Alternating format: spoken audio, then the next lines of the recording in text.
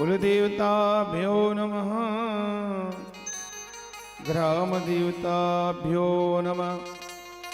स्थानदेवताभ्यो नमः। सर्वेभ्यो देवेभ्यो नमः।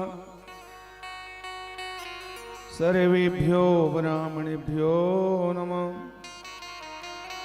सिद्धबुद्धिसहिताय श्रीरमण गणाधिपतये नमः। वक्रतुंड महाकाय सूर्यकोटिसमप्रभ निर्विघ्नं कुरु मे देव सर्वकार्येषु सर्वदा। सच्चिदानन्दरूपाय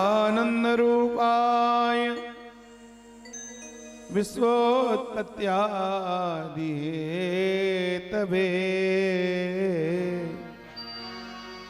तापत्रय विनाशाय श्रीकृष्णाय वयं नमः।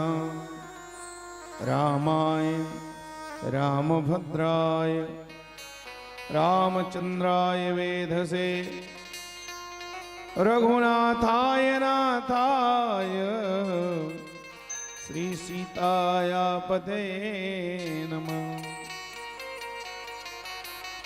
माता रामो मत्पिता रामचंद्र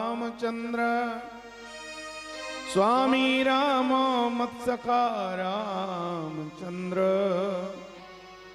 सर्वस्व मे दयालो रामचंद्रो नान्यम जाने नैव जाने न जाने।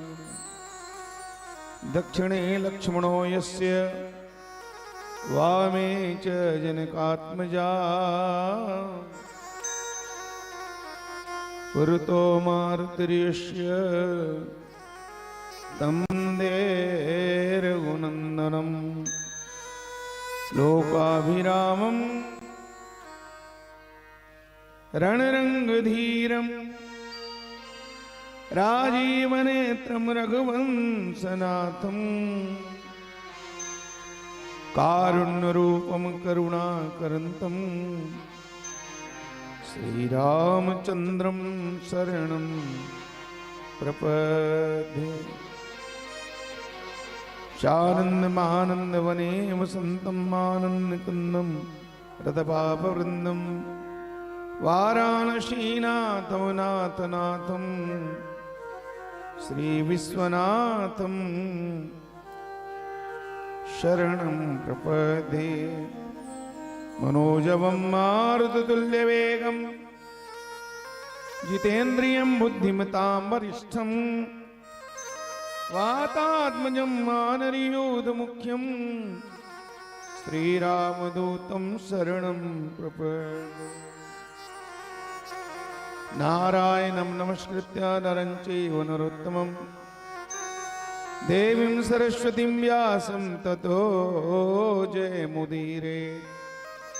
भक्ति भक्त भगवंत गुरु चतुर्नाम पुएक इनके पद वंदन किए ना सत्य विघ्नाने लीत सदा सुधि दीन की सहज दया के धाम।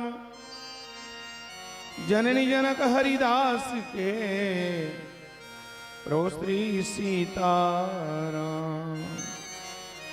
जय जय श्री राधारमण जय जय नवली किशोर जय गोपी चित चोर प्रभु जय जय माखन चोर। सब द्वारण को छाण के मैं आयूं तेरो द्वार। ओ वृषभानु की लाडली मेरी ओर निहार।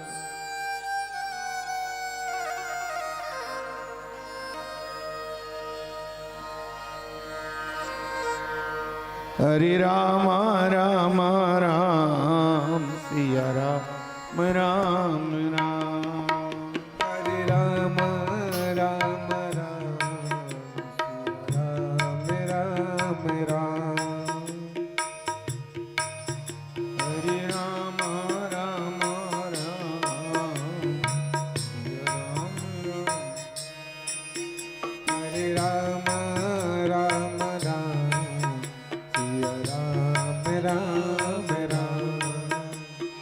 हरे राम राम राम सिया राम राम राम हरे राम राम राम सिया राम राम राम हरे राम राम राम सिया राम राम राम हरे राम राम राम सिया राम राम राम हरे राम राम राम सिया राम राम राम हरे राम राम राम सिया राम राम हरे राम राम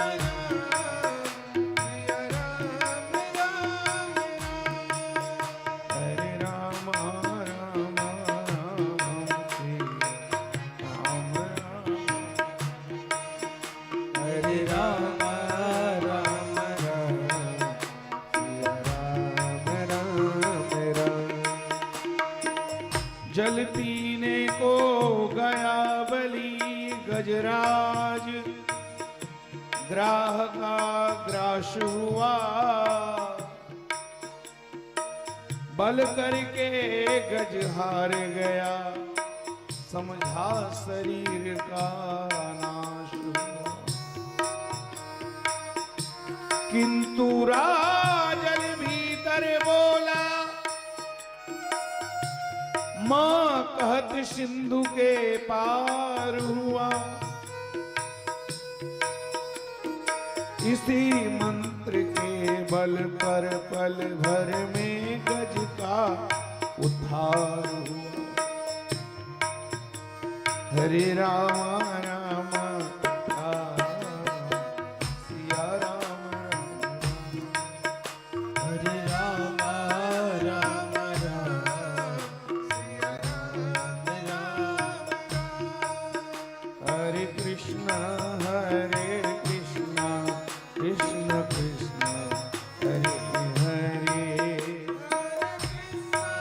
हरे कृष्ण कृष्ण कृष्ण हरे हरे हरे राम राम राम हरे हरे राम हरे राम राम सतयोजन के सागर मग में जनक नंदनी थी उस पार लांघ गए अंजनी लाल इस छह मंत्र का लिया लांघ गए अंजनी लाल इस अक्षय मंत्र का लिया था निश्चर मार उजारी वाटिका लंकापुरी जलाई थी दे दे के ओंकार वीर हनुमान यही रट लगाई थी हनुमान यही रट लगाई थी हरे राम सिया हरे राम राम राम सिया राम राम राम हरे कृष्ण कृष्ण कृष्ण हरे हरे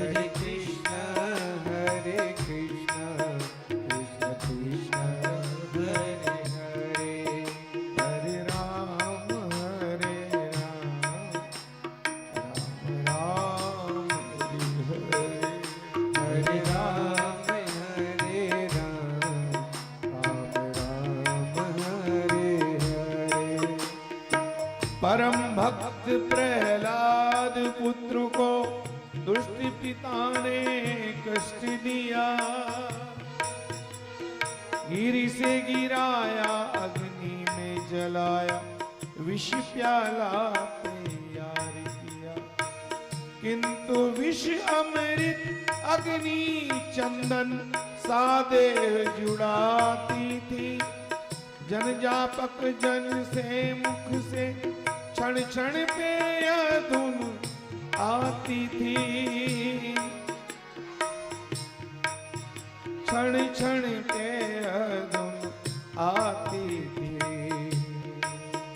हरे राम राम राम सीता राम राम, हरे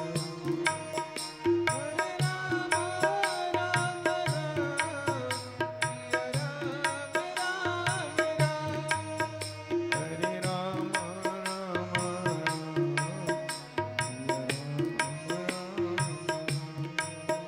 हरे राम राम राम सिया राम राम राम, हरे राम राम राम सीता राम राम राम, हरे राम राम सीता राम सीता राम, हरे राम राम राम सिया राम राम राम, हरे राम राम राम सिया राम राम राम, हरे राम राम राम सीता राम राम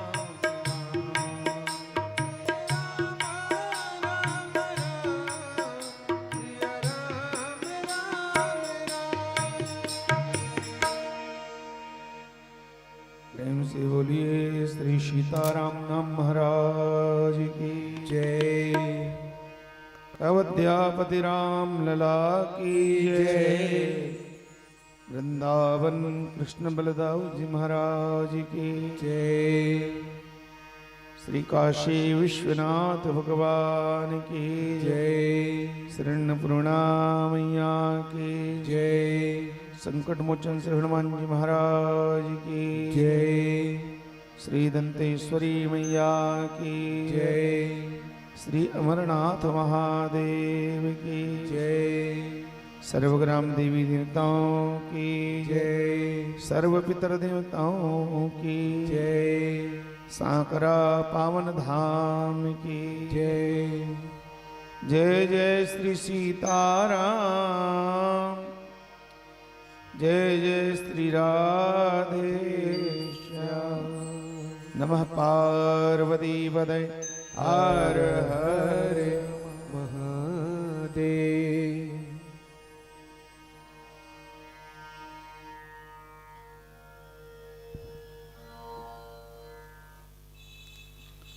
परम मंगल में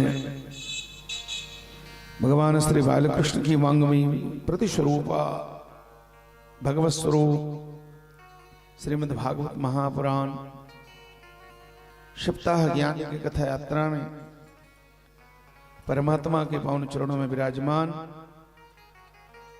धर्म भूमि, प्रेम भूमि, भक्ति भूमि, संस्कार भूमि, परम पुण्य भूमि, संतों की पावन भूमि, भगवत कथा श्रोताओं की पावन भूमि, राम कथा की पावन भूमि, धर्म भूमि शांकरा धाम के एवं आसपास के अन्य अन्य ग्रामों से दूर दराजों से भगवत कथा रसपान हेतु पधारे हुए आदरणीय संतजनों, सम्मान्य बुजुर्गजनों, पिता तुल्य मेरे वृद्धजनों, मेरे भाइयों, नौजवान साथियों, मित्रों, परम श्रद्धामयी, वात्सल्यमयी, करुणामयी, ममतामयी, शक्ति भक्ति स्वरूपा मेरी माताओं, बहनों, प्यारे प्यारे नन्हे मुन्ने बाल गोपाल बच्चों, आइए दत्त चित्त होकर के एकाग्र मन से भक्ति की भागीरथी में इस ज्ञान गंगा में निमज्जन करने का, गोता लगाने का सबल प्रयास हम सब लोग करें। ठाकुर की बड़ी कृपा है भगवान की, और भगवान की कृपा से ही तो भगवत कथा की प्राप्ति होती है। बिन सतसंग विवेक न होई, राम कृपा बिन सुलभ न। तो राम जी की कृपा सुलभ हो गई है, भगवान की कृपा भई है आप सबके ऊपर में, तब तो भगवान भागवत के रूप में पधारे हैं यहाँ। श्रीमद् भागवताख्योयम प्रत्यक्ष कृष्ण एव ही। भागवत और कुछ नहीं है। क्या है भागवत? भागवत साक्षात कृष्ण का ही स्वरूप है। कृष्ण ही भागवत है और भागवत ही कृष्ण है। ईश्वर तो निराकार ही है। वेदों ने यही प्रमाण दिया, ईश्वर सदा निराकार ही है। लेकिन वो निराकार परमात्मा अपनी करुण कृपा से, चूंकि परमात्मा अकारण करुण वृणालय है, जब उनकी इच्छा हो जाती बरस जाते हैं। आज उस परमात्मा ने कृपा करी और हम जैसे जीवों के कल्याण के लिए भगवान स्वयं भागवत के रूप में प्रकट हो गए। सुनो मेरी माताओं, परीक्षित जब मां के गर्भ में थे, उत्तरा के गर्भ में थे, और द्रोणाचार्य के पुत्र अश्वत्थामा ने जब ब्रह्मास्त्र चलाया, परीक्षित जलने लगा। उस समय माता उत्तरा दौड़ करके भगवान कृष्ण के चरणों में आई, चित्कार मार मार करके द्वारकाधीश को हाथ जोड़ के एक ही प्रार्थना करी है, पाहि पाहि महायोगिन देव देव जगतपते, नान्यम तदभयं मृत्यु यत्र मृत्यु परस्परम। गोविंद रक्षा करो प्रभु, मेरे गर्भस्थ बालक की रक्षा करो। यही पांडवों का अंतिम वंश बीज है। अगर ये बीज नष्ट हो गया तो पांडव कुल हमेशा हमेशा के लिए, सदा सदा के लिए नष्ट हो जाएगा। उत्तरा मां ने रो रो के कहा, प्रभु मैं भले मर जाऊं तो मर जाऊं, मुझे अपने जीने मरने की कोई चिंता नहीं है, लेकिन मेरे इस गर्भ में पल रहे बालक, इसकी रक्षा होनी चाहिए। उत्तरा ने अंतर मन से उस परमात्मा को पुकारा और भगवान कृष्ण तत्काल उत्तरा के गर्भ में पहुंच गए। जाकर के चतुर्भुजी रूप धारण किया द्वारकाधीश ने और अपने सुदर्शन चक्र को ऐसे चलाया कि सुदर्शन के आगे ब्रह्मास्त्र का तेज फीका पड़ा। जलते हुए बालक को भगवान ने बचा लिया। और इतना ही नहीं, भगवान उस बालक की रक्षा करने के लिए उत्तरा मां के गर्भ में रुक गए, ठहर गए। 9 महीने तक उस बालक के साथ में थे। सज्जनों मेरी माताओं, आज उस परीक्षित को ब्रह्मास्त्र नहीं लगा है। परीक्षित जन्म लेकर के बड़ा हुआ, परीक्षित से अपराध बन गया। समीक ऋषि के गले में मरे हुए सर्प को तक्षक को पहनाया। शमीक पुत्र सिंह ऋषि ने श्राप दे दिया। मर्यादा का उल्लंघन करने वाले, अरे वो कुल कपूत कुल कुठार, तो अपने खानदान के लिए कुठार बन के आया है। यदि लंघितम मर्यादा, मर्यादा का उल्लंघन करता है, जा मैं तुझे घोर श्राप देता हूं। तक्षका सप्तमे हनि, 7वें दिन ये जिंदा तक्षक नाग तुझे डस लेगा। अब तेरी कोई रक्षा नहीं कर पाएगा। परीक्षित को श्राप दे दिया, भयंकर श्राप। श्रृंगी ऋषि ने, परीक्षित ने श्रृंगी के श्राप को श्राप के रूप में नहीं देखा, अपितु वरदान के रूप में स्वीकार कर दिया। ये मेरे भगवान का वरदान है। डिबिया तो सांप का है, लेकिन सांप की डिबिया के अंदर में वरदान भरा हुआ है, भगवान की कृपा बनी हुई है। अच्छा हुआ श्रृंगी ऋषि ने मुझे श्राप दिया। मैं तो धन दौलत के अभिमान में, राज्य पाट के अभिमान में, पुत्र परिवार के गुमान में ऐसे खोया था कि जिस भगवान ने मुझे जन्म दिया, देव दुर्लभ मानव जीवन, आज मेरा कुछ पता ही नहीं होता अगर भगवान गर्भ में आकर के मेरी रक्षा नहीं करते। ये जीवन भी मिला है तो उस ठाकुर की कृपा से, और जिसने मुझे जीवन दिया, मैंने इस तन को पाके, इस देव दुर्लभ शरीर को पाके उस भगवान को कभी याद ही नहीं किया।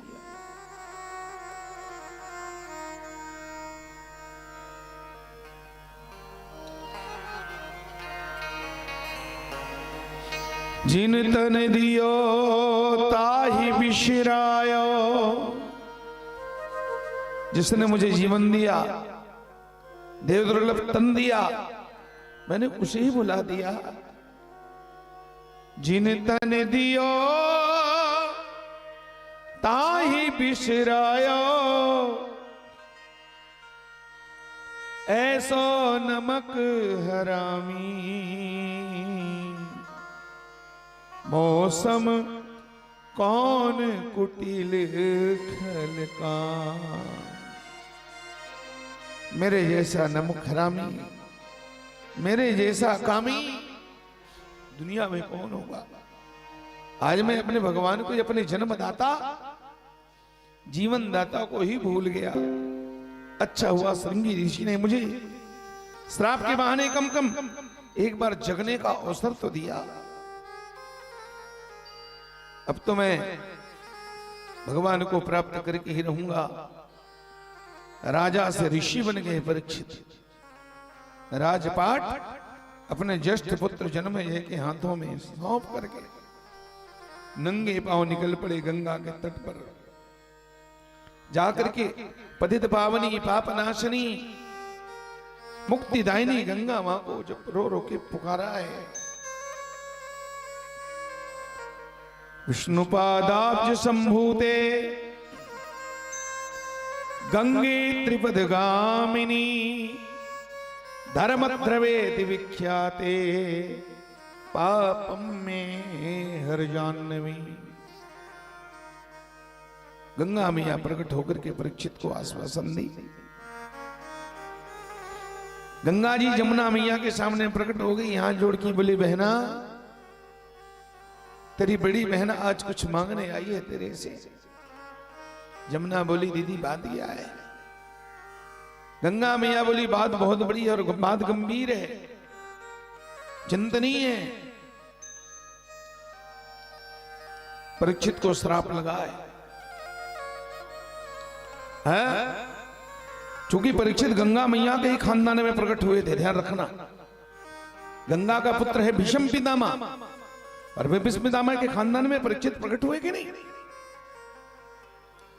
सज्जनों, इसलिए गंगा जी ने कहा, बड़ी चिंता है बहन, वो बालक को श्राप लगा है। कौन से बालक? वही परीक्षित जब मां के गर्भ में थे। तो द्वारकाधीश तुम्हारे स्वामी, तुम कृष्ण प्रिया हो, कृष्ण की पटरानी हो।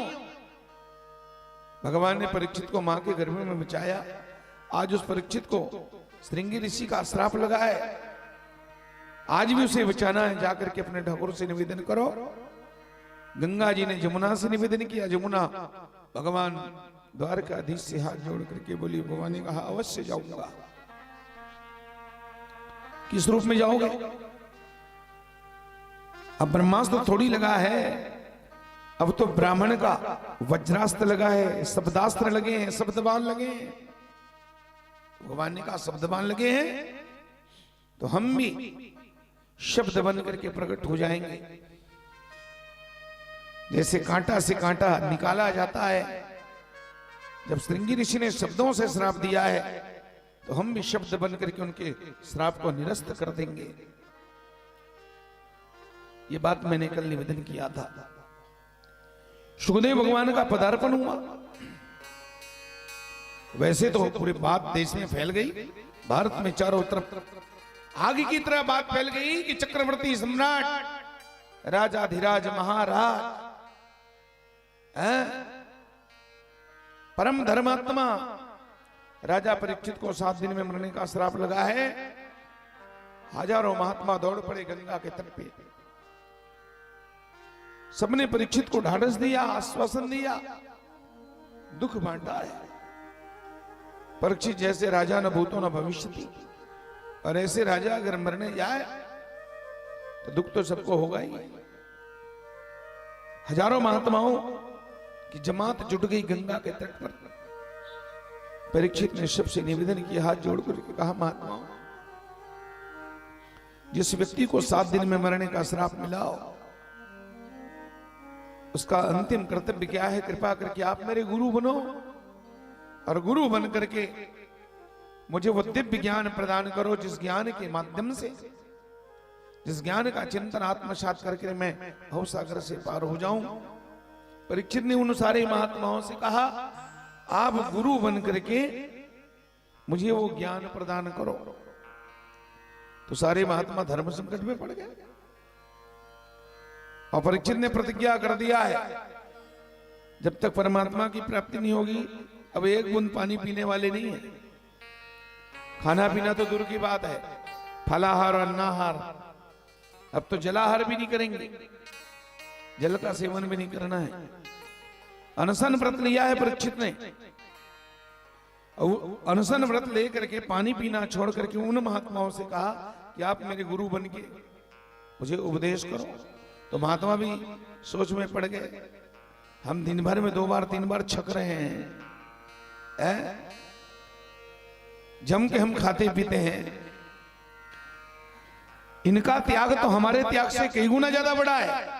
हमारे नाम के साथ त्यागी लगा है, टाइटल जरूर है त्यागी का, लेकिन जो त्याग परीक्षित में है ऐसा त्याग हमारे जीवन में नहीं है। हम तो यहां खा रहे हैं, पी रहे हैं, सुबह बाल भोग कर लेते हैं 8 बजे, दोपहर को राजभोग और रात में बियारू। अब ये परीक्षित पानी नहीं पीने का इन्होंने संकल्प लिया है। हमसे बड़ा त्यागी तो परीक्षित है, अब उनको हम कैसे उपदेश कर सकते हैं, उनको कैसे हम ज्ञान दे सकते हैं। बार बार कहते हैं कि हमारे गुरु बनो, गुरु बनो, गुरु बनो, पर गुरु कौन है? गुरु कौन है? सज्जनों, हमारे पूज्य भाई श्री पोरबंदर वाले महाराज जी कहते हैं, गुरु वो बन सकता है जो रवि की तरह तपता है, सूर्य की तरह जलता है, और सूर्य अपने लिए नहीं जलता है, सूर्य औरों को प्रकाश देने के लिए जलता है। प्यारे, दुनिया के अंधकार मिटाने के लिए 24 घंटा तपने वाला सूर्य है, जो औरों के लिए जलता है, तपता है, संसार के लिए अपने आप को तपाता है, रवि की तरह तपता है, और जो सोम की तरह शीतल है। रवि की बात क्या आता है? रवि की बात क्या आता है? रविवार के बाद तो रवि की बात सोम आता है। रवि को आपने कभी छुट्टी लेती हुई नहीं देखा है? सूर्य को भले हमारे लिए रविवार संडे हो जाए, पर उसके लिए संडे नहीं है। हम रविवार के दिन छुट्टी मनाते हैं, पर वो रवि भगवान रविवार के दिन भी छुट्टी नहीं लेते। और काश एक दिन रवि कोई छुट्टी मना दे तो दुनिया की छुट्टी हो जाए। इतना एक्टिव है समाज कार्य के लिए, दुनिया के अंधकार को मिटाने के लिए हर पल सतत प्रयासरत है, अपने कार्य में दक्ष हैं, कुशल है, एक्टिव है। भगवान सूर्य नारायण, सूर्य कभी छुट्टी नहीं लेते। तो जो रवि की तरह तपता है, समाज के लिए सजग रहता है, और जो सोम की तरह शीतल है, और जो सोम की तरह शीतल है, चंद्रमा शीतलता प्रदान करती है, जो सारे संसार को शीतलता देती है। सोम की तरह शीतल है, तो रवि की जरूरत तो तपता है। जो सोम की तरह शीतल है, जो सोम की तरह शीतल है उसी का तो मंगल है। सोम के बाद उसी का मंगल है, और जो मंगल है हकीकत में वही बुद्ध है। बुद्ध माने बुद्धिमान, जिसका मंगल है वही बुद्ध बुद्धिमान है, और जो बुद्ध है वही हकीकत में गुरु है। जो बुद्ध है वही गुरु है प्यारे।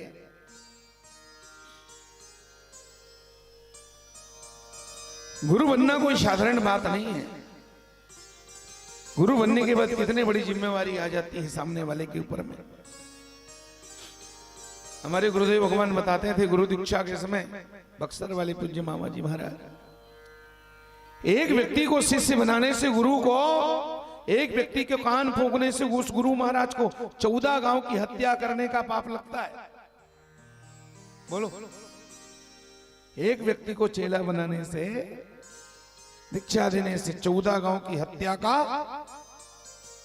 14 गांव में जितने लोग रहते हैं इतने लोगों की हत्या का पाप उस गुरु को लगता है। छोटी मोटी बात है क्या?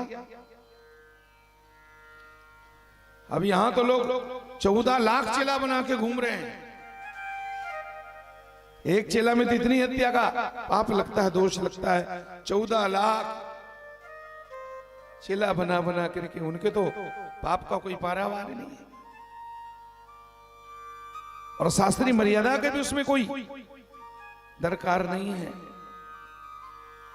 सनातन जो पद्धतियां हैं उसको भी लोग नहीं मानने लगे हैं। आजकल तो सब रेडीमेड काम चल रहा है। तो एक बात है, एक शिष्य को दीक्षा देने से गुरु को 14 गांव की हत्या का पाप लगता है। और चेला अगर खरा निकल गया, पक्का चेला निकला, गुरु के बताए नियमों को अगर उसने पालन कर लिया, तो उस गुरु को फिर 14 गांव के जिलाने का पुण्य भी लगता है, अगर चेला सुयोग्य हो गया तो सज्जनों, सुखदेव महाराज को सतगुरु की जरूरत है। बिना गुरु के उद्धार नहीं है। गुरु बिन भव निधि तरे न कोई, जो विरंचि शंकर श्याम हो।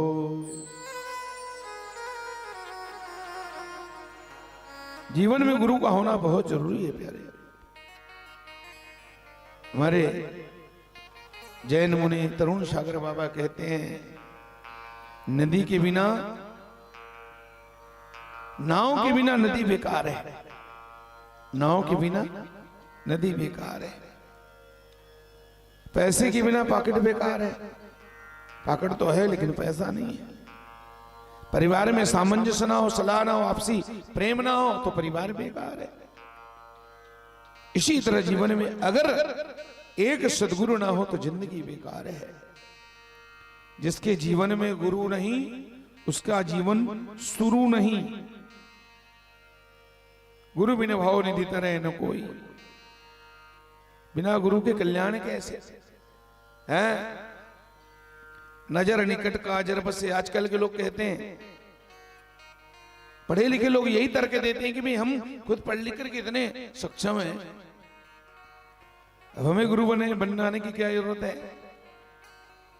प्यारे, आप डॉक्टर हो, मास्टर हो, डॉक्टर, मास्टर, बैरिस्टर, इंजीनियर बनने की विद्या तो स्कूल कॉलेजों में सिखाई जाती है, पढ़ाया जाता है। पर नर को, इंसान को भगवान बनने की विद्या क्या स्कूलों में पढ़ाई जाती है क्या? नर को नारायण बनने की विद्या तो किसी गुरु की शरण में आने के बाद ही मिलता है। उस विद्या को, उस आध्यात्म विद्या को जो 84 के चक्कर से तुम्हें मुक्त करा दे, ऐसा ज्ञान, ऐसी विद्या तुम्हें कौन पढ़ाएगा? स्कूल कॉलेजों में तो ये विद्या नहीं है। इसलिए गुरु का होना जीवन में जरूरी है। और गुरु ब्रह्म ज्ञानी होना चाहिए।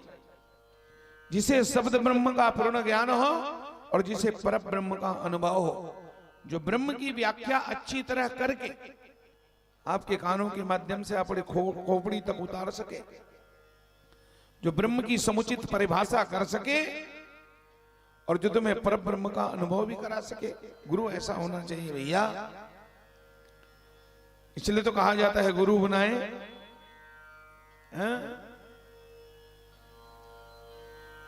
तो नजर निकट काजर। गुरु बनाना क्यों जरूरी है?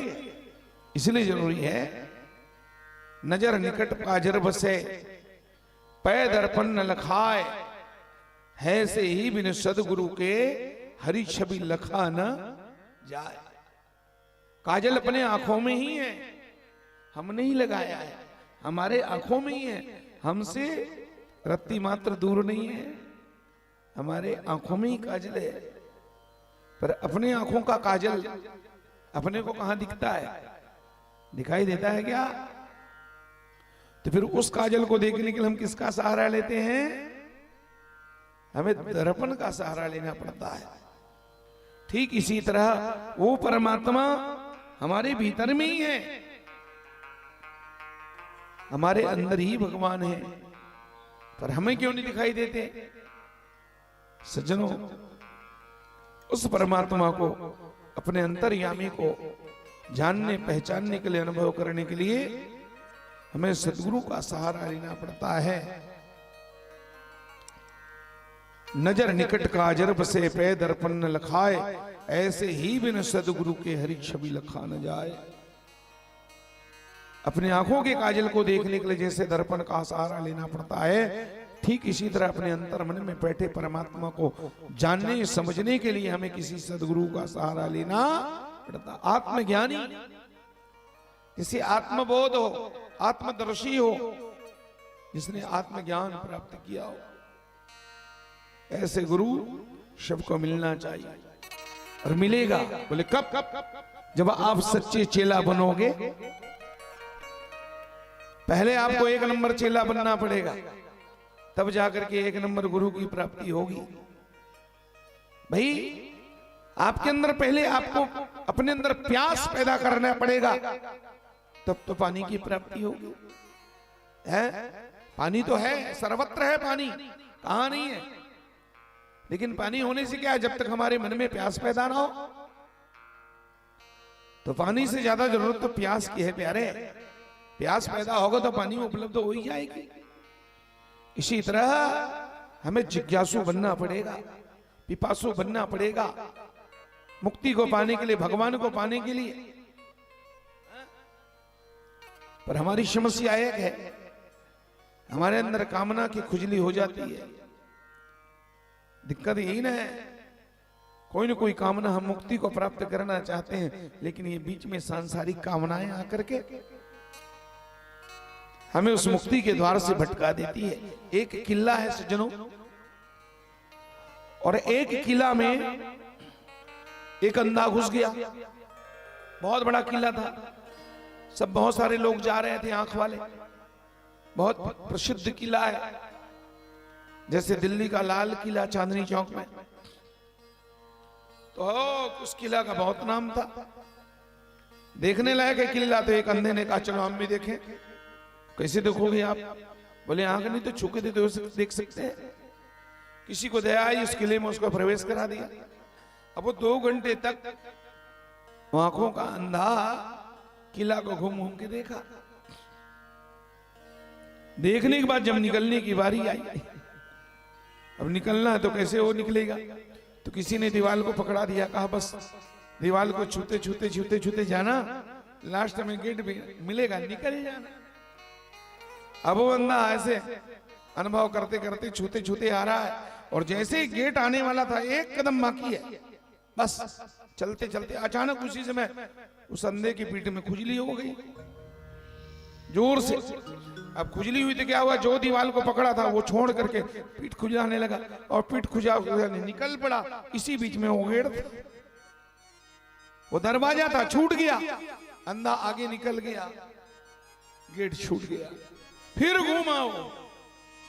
अब बताओ, फिर 2 घंटा लगा उसको पूरा किला घूमने। और निकल के बिल्कुल आखिरी आने वाला था, बिल्कुल अब दरवाजा पास में, एक कदम में दरवाजा मिलने वाला है, बिल्कुल फिर वही फिर दोबारा खुजली हो गया, फिर हाथ छोड़ करके फिर आगे बढ़ गया। दरवाजा बार बार छूट जाता है, एक कदम की एक सेकंड की भूल से फिर वो 2 घंटा उसको चक्कर लगाना पड़ता है। सज्जनों, संसारी तो एक किला है, 84 लाख योनियां भटकते भटकते पार करते करते हम मनुष्य बन के आए। अब हमें मुक्ति को प्राप्त होना है, बिल्कुल आखिरी पायदान है, आखिरी चरण है, एक कदम आगे बढ़े तो बिल्कुल मुक्ति हमारे हाथों में है। पर क्या करें, जैसे ही हम मुक्ति के दरवाजे आना चाहते हैं, आने ही वाले ठीक उसी समय कामना की खुजली हो जाती है पीठ में, सांसारिक कामनाएं की खुजली हो जाती है, ये चाहिए वो चाहिए वो चाहिए, और मुक्ति का दरवाजा छूट जाता है। हमारी यही मुक्ति दिलाने वाले सदगुरु होते हैं, इसलिए सदगुरु की शरण में जाना जरूरी है। परीक्षित ने रो रो करके भगवान को पुकारा, श्री सुखदेव भगवान का पदार्पण हुआ। परीक्षित ने प्रश्न किया, अतः पृच्छामि संसिद्धिं योगिनां परमं गुरुं पुरुषस्य यत् कार्यं म्रियमाणस्य सर्वथा। हे योगियों के परम गुरु, हे कृपालु, हे दयालु, मैं आपसे जानना चाहता हूं कि जिस व्यक्ति को 7 दिन में मरने का श्राप मिला हो, उसका अंतिम कर्तव्य क्या है, उसको किसका भजन किसका पूजन करना चाहिए, किसका नाम और किसका ध्यान करना चाहिए। सुखदेव भगवान राजा परीक्षित के प्रश्नों को सुनकर के प्रसन्न हुए और परीक्षित को आश्वासन देकर के भगवान कहते हैं, वरीयानेशते प्रश्नः कृतो लोकहितं नृपः आत्मविसम्मतः पुंसां श्रोतव्यादिशि अपरः। निद्रानीते नक्तं व्यवसायेन चावावयः दिवाचार्थे या राजन् कुटुंब भरणे नवा। श्री सुखदेव भगवान कहते हैं, परीक्षित, वरीयाने सते प्रश्न कृतो लोकहितं नृपः। तुम्हारा प्रश्न बड़ा जबरदस्त है, लोकहित की कामना से पूछा गया, तुम्हारा प्रश्न बहुत जबरदस्त है। सुखदेव भगवान कह रहे, ध्यान सुनना, लोकहित की कामना से, जगत कल्याण की भावना से पूछा गया ये तुम्हारा प्रश्न बड़ा जबरदस्त है। और परीक्षित का प्रश्न क्या है? परीक्षित का प्रश्न है कि मरने वाले व्यक्ति को अंतिम समय में क्या करना चाहिए। तो ये प्रश्न बताओ, मरने वाले व्यक्ति को, जो आदमी मरने वाला है, जो आदमी, तो क्या सिद्ध हुआ? परीक्षित ने केवल अपने व्यक्तिगत फायदा के लिए प्रश्न नहीं पूछा। ये तो परीक्षित कह सकते थे, गुरुदेव मुझे मरना है 7 दिन में, श्रृंगी ने मुझे श्राप दे दिया है, मुझे क्या करना चाहिए। परीक्षित ने ऐसा नहीं कहा। परीक्षित के पूछने का ढंग तो देखो, कितने बुद्धिमानी से पूछा। जिस व्यक्ति को 7 दिन में मरने का श्राप लगा है, तो परीक्षित ने किसके लिए पूछा? परीक्षित ने सारे जगत कल्याण के लिए, सबके लिए पूछा, क्योंकि 7 दिन में मरने वाले केवल परीक्षित ही नहीं है प्यारे। 7 दिन में तो संसार में सबको मरना है कि नहीं मरना है। इसलिए परीक्षित ने कहा जो व्यक्ति, इसलिए तो परीक्षित का नाम संसार में अमर है।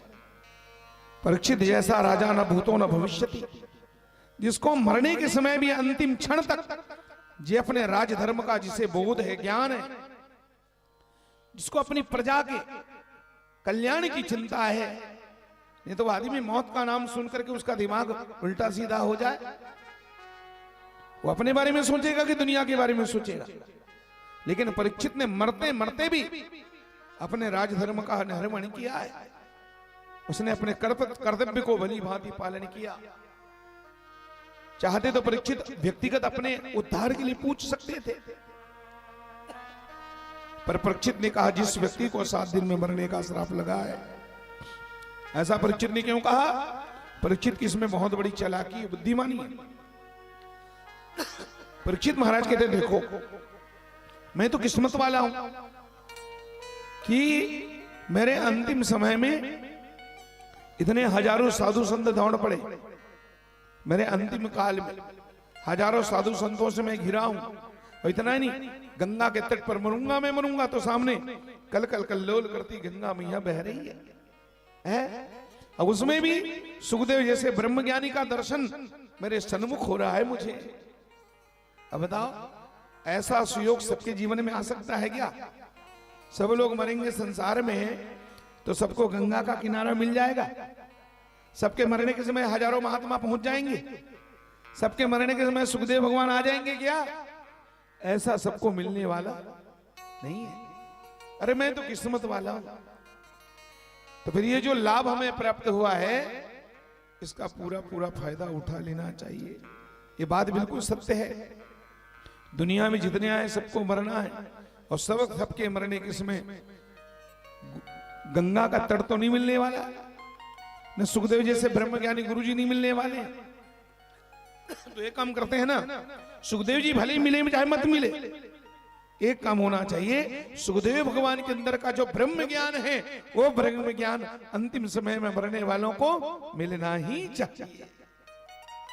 सुखदेव भगवान के अंदर का जो ग्राम ज्ञान है, आत्मज्ञान, ब्रह्म ज्ञान, मुक्ति देने वाला ज्ञान, अरे वो ज्ञान कम से कम उस मरने वाले के कान तक पहुंच जाए तो उसका भी उद्धार हो सकता है। इसलिए परीक्षित ने पूछा कि मरने वाले का अंतिम कर्तव्य क्या है। कुरेद कुरेद करके कोचक कोचक के पूछा ताकि सुखदेव भगवान एक बार मुंह तो खोले। और सुखदेव जी अगर मुंह खोल दिए तो उसके अंदर का जो ब्रह्म ज्ञान है वो प्रकट होगा और वही ब्रह्म ज्ञान फिर उस मरने वाले संसारी जीव के कानों में पहुंच जाएगा और उस जीव का भी बेड़ा पार हो जाएगा। इसलिए परीक्षित महान है। सज्जनों, सुखदेव भगवान में गदगद हो गए। सर्वलोक हितम नृप, सुखदेव जी को कबूल करना पड़ा। उसने अपने मुंह से कहा तुमने जो प्रश्न किया है इसमें केवल तुम्हारा ही फायदा नहीं है, तुमने सारे जगत कल्याण के लिए, लोक हित के लिए जो प्रश्न किया है जबरदस्त है, वरिष्ठ है, सर्वश्रेष्ठ है। सुखदेव भगवान परीक्षित के प्रशंसा के पुल बांधने लगे। राजा परीक्षित को थोड़ा हिम्मत आया, आत्मबल बढ़ा। तो परीक्षित ने हाथ जोड़ के कहा गुरुदेव एक बात बताइए, जो प्रश्न मैंने मृत्यु संबंध में किया है कि अंतिम समय में मनुष्य का क्या करना चाहिए, क्या ऐसा प्रश्न मुझसे पहले किसी और ने आपसे किया है? मेरे से पहले किसी ने ऐसा प्रश्न पूछा है? सुखदेव महाराज बोले परीक्षित कौन पूछे? किसके पास आत्मकल्याण संबंधी प्रश्न करने के लिए समय है? भैया नून ते लकड़ी से फुर्सत मिले तब तो है। निद्रया निहिते नक्तम व्यवसाय न चावा भैया। सुखदेव भगवान कहते हैं दीवाचार थे है राजन कुटुंब भरने नमा। आदमी के पास संसार में हर तरह के प्रश्न करने के लिए समय है, लेकिन मनुष्य के बाद आत्मकल्याण संबंधी प्रश्न करने के लिए समय नहीं है। वो सब तरह की बातें करेगा दिन भर में, हजारों संसारिक चर्चा करेगा, लेकिन वो कभी आत्म विषयक चर्चा कर ही नहीं सकता। मुक्ति कैसे मिलेगी उसकी चर्चा करने के लिए उसके पास समय नहीं है। और समय है कहां? दिन बीत जाता है धन कमाने में, व्यापार में, खेती खार में, दुकान में, बाजार में, और रात्रि बीत जाती है सोने में। समय कहां है बेचारा के पास? इतना बड़ा परिवार है, इतना बड़ा कारोबार है? तो दिन बीत जाता है परिवार के पालन पोषण में। अगर नौकरी वाला है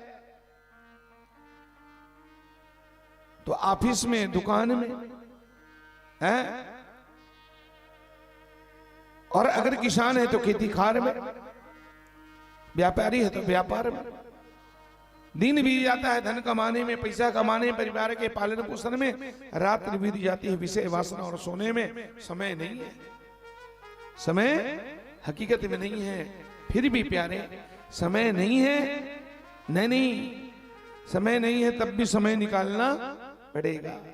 अगर मुक्ति को पाना है, अपना आत्मकल्याण करना चाहते हैं, तो समय नहीं है का बहाना छोड़कर हमें समय निकालना पड़ेगा। और समय कैसे नहीं है, बहुत समय है। इसी बात को तो कबीर बाबा ने कह दिया अपने शब्दों में, रैन गंवाई सोए के, रैन गंवाई सोए के, दिवस गंवाया खाए, हीरा जन्म अमोल था कौड़ी बदले जाए। रात्रि बीत गई सोने में, दिन बीत गया खाने में, कमाने में, तो मुक्ति कैसे करोगे भैया। और तुम कहते हो समय का, रोना रोते हमारे पास समय नहीं है। भगवान ने तुम्हें 70-80 साल समय दिया है? बोलो। अच्छा 80 साल को तो छोड़ो, 24 घंटा का समय तो है, 12 घंटे की दिन और 12 घंटे की। तो क्या 24 घंटा हम काम करते रहते हैं क्या? 24 घंटा खेती बाड़ी तो नहीं करते ना। टाइम टेबल बना लो ना भाई, समय नहीं निकलता तो थोड़ा टाइम बना लो। वो बढ़िया से कागज में लिख करके चिपका दो दीवार में, जैसे परीक्षा के समय में बच्चे लोग चिपका देते हैं। इतने बजे उठना, इतने बजे पढ़ना, इतने बजे नहाना। 24 घंटा अगर भगवान ने समय दिया है तो 24 घंटा में 8 घंटा हम काम के लिए निकाल दें। 8 घंटा ही तो काम करता है मनुष्य। 8 घंटा अगर काम के लिए निकाल दें तब भी हमारे पास 16 घंटा बचता है। 8 या 24, तो 3 8 में 1 8 को काम के लिए निकाल दो, तब भी तुम्हारे पास 2 8 बचे 16 घंटा। उस 16 घंटे में 8 घंटा सोने के लिए निकाल दो, निद्रा के लिए निकाल दो, आराम के लिए। तो 8 घंटा काम के लिए, 8 घंटा आराम के लिए, 8 दूने 16, तब भी 8 घंटा है। चलो 8 घंटा में 2-4 घंटा और कुछ कुछ जरूरी काम, बाजार जाना है, सब्जी लाना है, बिजली बिल पटाना है, वो समझी घर छठी में जाना है, छोटे छोटे काम है। 8 घंटा जो बाकी उसमें 4 घंटा और निकाल दो, तब भी 4 घंटा बचते हैं। फिर भी हम कहते हैं समय कम है। चलो 4 घंटा में 2 घंटा और निकाल दो कोई आवश्यक काम के लिए, तब भी 2 घंटा है। फिर भी हम कहते हैं समय नहीं है। इतना समय है, तब कैसे करोगे? तो बहाना है, ये सब केवल बहाना है। हमारे पास टीवी देखने के लिए समय निकल जाता है, फिल्म देखने के लिए समय निकल जाता है, सांसारिक चर्चाएं के लिए समय निकल जाता है, होटल में बैठ करके गप मारने के लिए, पांठिया में बैठ के गप मारने के लिए, पेपर पढ़ने के लिए समय निकल सकता है, तो रामायण पढ़ने के लिए समय क्यों नहीं निकल सकता है? जब हमारे पास घंटों तक मोबाइल देखने के लिए समय नहीं निकलता है, तो क्या भगवान के लिए पूजा करने के लिए समय नहीं निकल सकता? केवल और केवल बहाना है। सज्जनों, 4 प्रहर धंधे में गया और 3 प्रहर रहा सोए। 4 प्रहर धंधे में गया, 3 प्रहर रहा सोए, और 1 प्रहर हरि ना बजे, तो फिर मुक्ति कहां से? इसे होगा भैया। इसलिए बहाना छोड़ो। और तुम्हारा उद्धार कोई दूसरा करने वाला, तुम बहाना कर करके अपने पैरों में ही कुल्हाड़ी मार रहे हो, अपनी दुर्गति को ही न्योता दे रहे हो। आखिर जिस दिन खटिया पकड़ोगे, शरीर अशक्त हो जाएगा, तो भगवान को पुकारोगे। भगवान बोलेंगे बेटा उस दिन तो तुम्हारे पास समय नहीं था, इसलिए सजग हो जाओ, समय रहते और भगवान को भजन करो। स्वस्थ शरीर में, शरीर जब प्रबल हो, शरीर जब स्वस्थ हो, तब भगवान को भजन करना चाहिए। श्री सुखदेव भगवान कहते हैं, तस्माद् भारत सर्वात्मा भगवान ईश्वरो हरि श्रोतव्य कर्तव्य से स्मर्तव्य से चेताभयम। सच्चाई में, ईमानदारी से जो व्यक्ति मृत्यु रूपी मगर के मुंह से बचना चाहता है, उसे भगवान के नाम, रूप, लीला और धाम, इन चारों का सेवन करना चाहिए। कलयुग में नाम है, इसी नाम की महिमा को देख करके राजा परीक्षित ने कलयुग को जिंदा छोड़ दिया, नहीं तो कलयुग को खत्म कर देते राजा परीक्षित। जब कलयुग राजा बन करके गौ रूप धारणी माता पृथ्वी और वृषभ रूप में भगवान धर्म के पांव को तोड़ा, तो परीक्षित ने कलयुग को मारना चाहा, लेकिन कलयुग बोले महाराज मेरे अंदर जो विशेषता, जो गुण है, ऐसा गुण तो सतयुग त्रेता द्वापर के पास भी राजा परीक्षित ने कहा बता बता क्या गुण है तेरे पास रे, तू ही अपने मुंह से बता। कलयुग बोला महाराज कृते यद्वायते विष्णु त्रेतायाम युद्धो मखे द्वापरे परिचर्यायाम कलो केवल तद हरि कीर्तना। सदयुग सब जोगी विज्ञानी गोस्वामी जी के शब्दों में कर हरि ध्यान तरहि भव प्राणी त्रेता विविध यज्ञ नर करहि प्रभु ही समर्पि कर्म भव तरहि द्वापर करी रघुपति पद पूजा नर भव तरहि उपाय न दूजा। लेकिन कलयुग केवल नाम आधार, कलयुग केवल और कुछ नहीं, केवल केवल यही करना है, केवल तपस्या नहीं करना है, केवल तुम्हें ध्यान नहीं लगाना है, केवल तुम्हें भगवान का नाम ही तो गाना है। कलयुग जैसा कंसेशन तो किसी युग में और किसी युग वालों को नहीं मिला, इतना छूट मिला है कलयुग वालों को है। फिर भी रात दिन हमसे सरकार से हाथ जोड़ते रहते हैं कर्जा मुक्ति हो, कर्जा मुक्ति हो। कर्जा को सरकार माफी करती है, कलयुग वालों को इतना मिला है हर तरह से, कोई शर्त नहीं है, कोई कहीं पर नहीं लिखा है कि तुम्हें 2 घंटा रोज तपस्या करना पड़ेगा, 2 घंटा आंख मूंद के ध्यान लगाना पड़ेगा, रोज तुम्हें लंबा चौड़ा पूजा पाठ करना पड़ेगा। कोई बाध्यता नहीं है, कोई अनिवार्यता नहीं है। तुमको कहा तुम आते रहो जाते रहो, उड़ते बैठते सोते जगते खाते पीते हंसते बोलते सुख में दुख में, तुम जहां रहो जिस हाल में रहो, स्नान किए हो तो भी अच्छा और बिना स्नान किए तो भी अच्छा, शुद्धि में हो अशुद्धि में जैसे भी रहो जिस हाल में रहो, केवल भगवान का नाम गाते रहो। कलयुग केवल नाम। बताओ कितना छूट मिला है कलयुग वालों को। और भगवान के नाम गाने के लिए कोई नहाने की आवश्यकता नहीं है, मंदिर जाना है तो मंदिर तो बिना नहाए जा नहीं सकते, यज्ञ करना है तो बिना यज्ञ करे हम बिना नहाए यज्ञ में बैठ नहीं सकते। लेकिन भगवान का नाम तो शुद्धि अशुद्धि में मिल जा सकता है प्यारे, है। काम करते रहो नाम जपते रहो, रात दिन प्रभु का ध्यान धरते रहो, अपने रथ को सुमारक चलाते चलो, कृष्ण गोविंद गोपाल। और क्या चाहिए? इसलिए गोस्वामी जी महाराज को लिखना पड़ा, कलयुग की इन्हीं विशेषता को देख करके गोस्वामी जी लिखे, कलयुग सम नहीं आन जुग। कलयुग के बराबर जैसा दुनिया युग दुनिया में है ही नहीं। कलयुग सम नहीं आन जुग जो नर कर विश्वास, गाय राम गुण गण विमल भव तर भी नहीं। गाय राम गुण गण विमल, भगवान राम के नाम को, भगवान के सुंदर मंगल में कथा को श्रवण करो। कलयुग में 2 साधन है, आपको बताएं। कलयुग केवल, ये चौपाई तो बहुत पॉपुलर है, कॉमन है, ये सरल बन गया है, आपको याद हो गया है। कोई भी आदमी बोल देता है कलयुग केवल नाम आधारा। तो कलयुग नाम आधारा तो है, एक और आधार है जो लोग नाम नहीं गा सकते उनके लिए क्या आधार है? बोले कलयुग केवल हरि गुण गाहा, और गावत नर भव पावई था। कलयुग केवल हरि गुण गाहा। अगर तुम भगवान के नाम नहीं गा सकते तो जो दूसरा लोग गा रहे हैं वहां जाकर के चुपचाप बैठ कर सुनो। गाने वाला गा रहा है, बजाने वाला बजा रहा है, सुनाने वाला सुना रहा है, आयोजक परिवार ने आयोजन कर दिया है, भंडारा वाला अपना काम कर रहा है।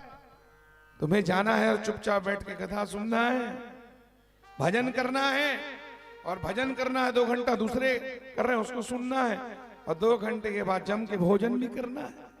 तुम्हें क्या करना है? इतना तुम्हें छूट मिला, इतनी सुविधा मिली है प्यारे। माइक वाला माइक का काम कर रहा है, कैमरा वाला कैमरा लगा रखा है, भंडारा वाला भंडारा में अपनी व्यवस्था में लगा हुआ है, सब अपने अपने काम में लग रहे हैं। बोलने वाला बोल रहा है, सुनने में क्या जाता है, चुपचाप सुनना है। इससे बढ़िया और क्या हो सकता है? यहाँ भजन और भोजन दोनों की सुविधा है, 2 घंटे की तो बात है। तो मेरी माताओं, कलयुग केवल हरि गुण गाहा, भगवान के मंगल में नामों को गाओ। रामई सुमरिय गाइय रामई संतत सुनहि, राम गुण गावे। परीक्षित ने कहा गुरुदेव मेरा उद्धार कैसे होगा, मेरे पास समय बहुत कम है। आप कहते हैं नाम रूप लीला धाम, तो कौन सा आएगा मेरा काम? मैं नाम जपूं कि भगवान की लीला को देखूं कि रूप पर ध्यान लगाऊं कि ध्यान चले जाऊं? आप चार चार रास्ता बताएंगे तो मैं तो चार रास्तों में भटक जाऊंगा, मेरा उद्धार कैसे होगा? भगवान सुखदेव जी बोले, परीक्षित ने कहा कि मेरे पास समय बहुत कम है, बहुत कम समय है। तब सुखदेव भगवान कहते हैं परीक्षित 7 दिन का समय कम होता है क्या? अरे भैया खटवांग नाम का राजा 2 घड़ी में मुक्ति को प्राप्त कर लिया। सूर्य वंश में भगवान राम के खानदान में उनका एक पुरखा हुआ, भगवान राम के पूर्वज हुए जिनका नाम है खटवांग। उस खटवांग राजा ने कितने घड़ी में मुक्ति को पाया?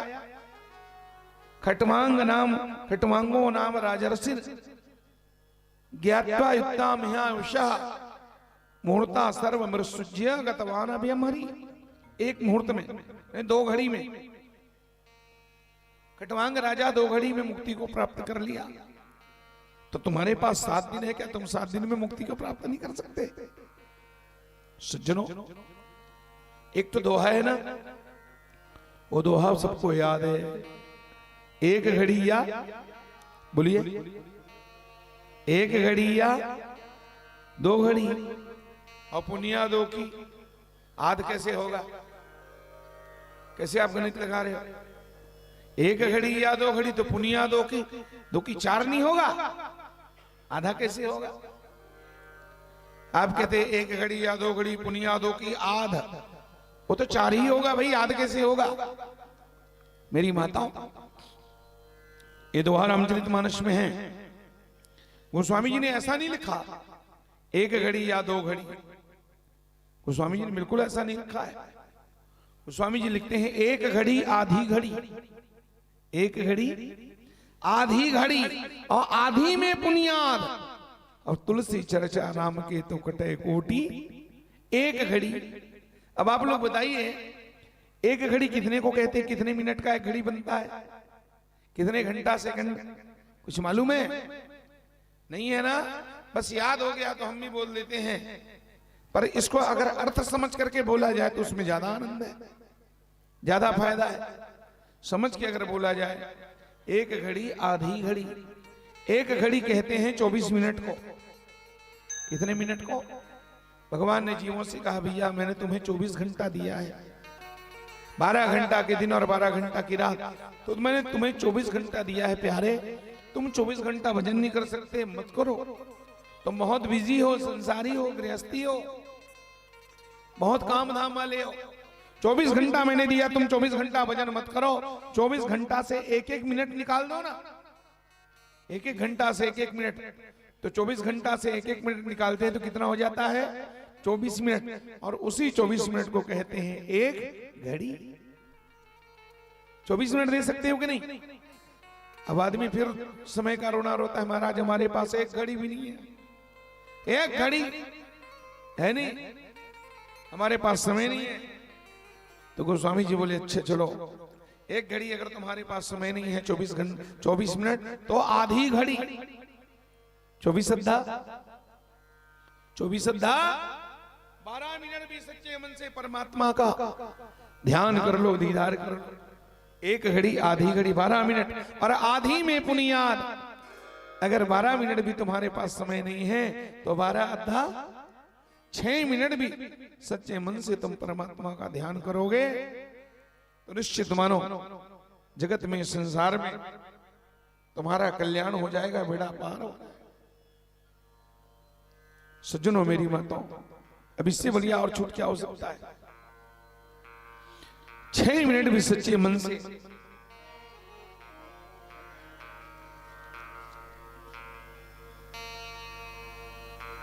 भगवान को हम पुकारते हैं भाव से, तो 6 मिनट भी हमारा बेड़ा पार उद्धार हो सकता है।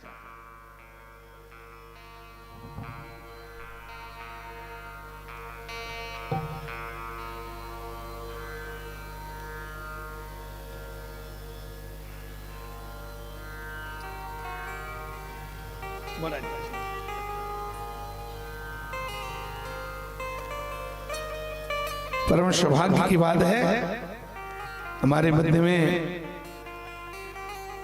परम सम्मानीय आदरणीय पूज्य पंडित जी महाराज जो सांकरा गांव के गौरव हैं, ऐसे प्रतिभाशाली आदरणीय पंडित जी हमारे मध्य में आए हमें आशीर्वाद देने के लिए। हम सब लोग महाराज जी के चरणों में दंडवत प्रणाम करते हैं। एक बार ताली बजा करके हमारे महाराज जी का स्वागत तो करिए आप सब लोग। सज्जनों, मेरी माताओं, मेरे गांव के पास महाराज जी गए थे पुरूर में, उसमें मैं था। पुरूर में उस दिन आया था दर्शन करने के लिए, दर्शन नहीं हो पाया। नवरात्रि में भगवत की कथा हो रही थी, चैत्र नवरात्रि में। उधर छेड़िया गांव में हमारी कथा चल रही थी। कुछ कारण से मैं पुरूर आना हुआ था। हमने चाहा कि महाराज जी का दर्शन कर ले, लेकिन वो समय ही ऐसा प्रतिकूल था कि चाह करके भी महाराज जी को सुंदर आसन दिया जाए।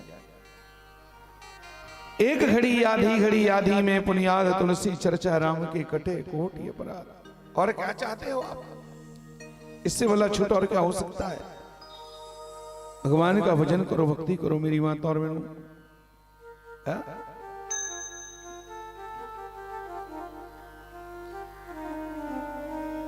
सुखदेव भगवान ने राजा परीक्षित से कहा, चिंता न करो राजन। ध्यान देके सुनना। जब परीक्षित ने कहा कि मेरे पास समय नहीं है, सुखदेव भगवान बोले, चिंता न करो राजन, 7 दिन बाकी अभी, घड़ी भर में परलोक प्राप्त होता है। खटवांग से राजा का मोक्ष 2 घड़ी में हुआ, तुम्हारा तो शरीर भी 7 दिन रहता है। मेरा ये कथन है, ये ऋषि सब साक्षी हैं कि भागवत पुराण से कष्ट सब मिटता है। देखता हूं आज से 7वें दिन तुम्हारे लिए राम मार्ग, मोक्ष द्वार राम मार्ग कैसे नहीं खुलता है। देखता हूं आज से 7वें दिन तुम्हारे लिए मोक्ष द्वार राम मार्ग कैसे नहीं खुलता है। बोलो सद्गुरुदेव भगवान की। सुखदेव भगवान ने राजा परीक्षित को मुक्ति की गारंटी दे दिया। और क्यों नहीं? अगर गुरु पक्का तो फिर क्या कहना है? गुरु अगर सदगुरु जैसे मिल जाए, सुखदेव जैसे, तो फिर वो तो मुक्ति की गारंटी देते हैं ना। इसलिए आपसे निवेदन करता हूं विनम्रता के साथ, गुरु बनाने में हड़बड़ी मत करो। हड़बड़ी में गड़बड़ी हो जाता है। पहले जांच लो, परख लो। आदमी, मेरी माताओं, आप लोग बाजार जाते हैं ना और 10 रुपया का मिट्टी का बर्तन लेना पड़ता है? कलोरी लेते हैं, कसेली लेते हैं, तो 10 रुपया की कसेली को कितने बार घुमा घुमा के ठोकते हो आप? 10 रुपए की टिकी है ना, लेकिन उसको 10 बार बजा बजा के पका है कि नहीं है? कच्चा है तो नहीं लेते। तो भैया हम गुरु बनाने जा रहे हैं तो थोड़ा सोच समझ करके, है नहीं? इसलिए तो हमारे यहां कहावत है, गुरु बनाए यदि पक्का होना चाहो, यदि पक्का होना चाहो तो पक्के के संखेल, क्योंकि कच्ची घानी पैर के खल्ली मिले ना, कुछ नहीं मिलने वाला है। इसलिए बड़ा सोच समझ करके, और वो अपने अंदर वो पारखी नजर पाने के लिए, योग्यता पाने के लिए पहले हमें सत्संग करना पड़ेगा। खूब सत्संग करो, खूब भागवत सुनो, तब जाके असली और नकली में फर्क करने की योग्यता आपके अंदर आएगी कि कौन सच्चा और कौन कच्चा है। इसलिए अचानक भयानक किसी को गुरु नहीं बनाना चाहिए। गुरु उसको बनाओ जो तैरना जानता है। समझ गए? नदी पार होना है तो नदी पार होना है तो किसके नाव में बैठोगे? जिस मांझी को, जिस केवट को नाव चलाना आता है, जो खुद भी तैरना जानता है और औरों को भी तैरा सकता है, उसी को तो अपना हाथ सौंपोगे ना। अब जो आदमी तैरना नहीं जानता उसको आपने हाथ पकड़ा दिया तो खुद भी डूबेगा और तुम्हें भी डुबा करके रख देगा। इसलिए सोच समझ करके, जिसका आचार विचार सही हो, जिसकी दिनचर्या सही हो, जिसका नेम धर्म सही हो, जो कम से कम आधा 1 घंटा भगवान की भक्ति तो करता है, संध्या वंदन करना जानता हो, हाँ? ऐसे कर्मकांडी व्यक्ति को ही गुरु बनाने में कल्याण है? जिसका नित्य कर्म नहीं है, नित्य नियम नहीं, जो एक अगरबत्ती भगवान के सामने नहीं जला सकता, उसको तुम गुरु बनाओगे तो तुम तो जाओगे ही जाओगे। इसलिए गुरु बनाए जान के और पानी पिए, गुरु बनाए जान के पानी पिए छान के। ईमानदारी से बताओ मेरी बात, आपके ही मुंह से निकल रहा है गुरु बनाए जान के पानी पिए छान के, तो आप पानी को छान के पी के आए हो? आज कितने लोग छान के पी के आए? ईमानदारी से बताओ, जो छाने हैं वही बताओ। छान के पिए हो? बहुत समझदार हो, पर सब लोग छान के नहीं पीते ना, कहते जरूर है गुरु बनाए छान के पानी पिए, पानी पिए छान के गुरु बनाए जान के। अच्छी बात है, पर थोड़ा समय को देखते हुए अब ये 2023 आने वाला है, अब थोड़ा सा इसको चेंज करना पड़ेगा। आज तक हम यही कहते सुनते आए कि गुरु बनाए जान के पानी पिए छान के। समय और मेरी माताओं, बड़ा संक्रमण काल चल रहा है समय का। आजकल गुरु के रूप में बड़े बड़े गुरु घंटाल लोग घूम रहे हैं? हाँ, गड़बड़ी है ना। असली गुरु कहाँ है पता ही नहीं है। आजकल नकली लोगों का बोलबाला ज्यादा है। असली गुरु पहले अपने आप को छुपाते थे, आज के नकली गुरु अपने आप को बड़े बड़े छुपाते हैं, तो इनसे थोड़ा बचना पड़ेगा। आज तक तो यही कहते आए कि गुरु बनाए जान के पानी पीजिए छान के, लेकिन समय को देखते हुए अब हमें कहना चाहिए कि पानी पीजिए जान के और गुरु बनाए छान के, नहीं तो छंदा के गिरोगे आप। समझ गए? फिर बाद में आपको रोना पड़ जाएगा। पानी पियो जान के। पानी हकीकत में जानने की चीज है। छान लिया तो बड़ी अच्छी बात है, कोई दिक्कत नहीं है, वो तो उसका प्राकृतिक गुण है, स्वभाव है। छान के पानी पीना चाहिए तो उसका मन सी बात है। लेकिन अगर पानी को नहीं भी छाने, बिना छाने पी लिए तो उतनी नुकसान की गुंजाइश नहीं, उतना नुकसान करने वाला नहीं है जितना नुकसान वो करेगा जिसको तुमने बिना छाने बनाया है। पानी जानने की चीज है। छान लिया तो अच्छी बात है, नहीं भी छाने केवल जान भर लिया कि पानी कहाँ का है। ये पानी बोर का पानी है, ये हैंडपंप का पानी, नल का पानी है। तो नल के पानी को बिना छाने पी जाओगे तो क्या मर जाओगे? क्या मर तो नहीं जाओगे ना। लेकिन बिना छाने गुरु को बनाए तो पक्का मर जाओगे तुम। इसलिए पानी को जानना है और गुरु को जानो। वो खाता क्या है? चेला को तो लहसुन प्याज मना करता है, और गुरुजी क्या खा रहे हैं? चेला को कहते हैं यहाँ का पानी मत पीना, और खुद क्या क्या पी रहे हैं। इसलिए ऐसे गुरु घंटालों से बच के रहना। छानना उन्हें पहले पता करो, 1-2 साल पहले उनको जान लो। मैंने बताया ना, 10 रुपए की मिट्टी की बर्तन लेते तो 10 बार ठोकते हैं। एक आदमी कबीर बाबा को गुरु बनाने गया काशी नगरी में। उसमें कबीर बाबा के नाम का और झंडा चारों दिशाओं में फैल रहा था, सारे संसार में कबीर बाबा का नाम। तो एक आदमी के मन में भाव आया कि चलो कबीर बाबा को गुरु बना ले। पहुंच गया काशी नगरी। अब मेरी माताओं पता करते करते गया, लहर तारा है स्टेशन के पास में, लहर तारा एरिया में गया।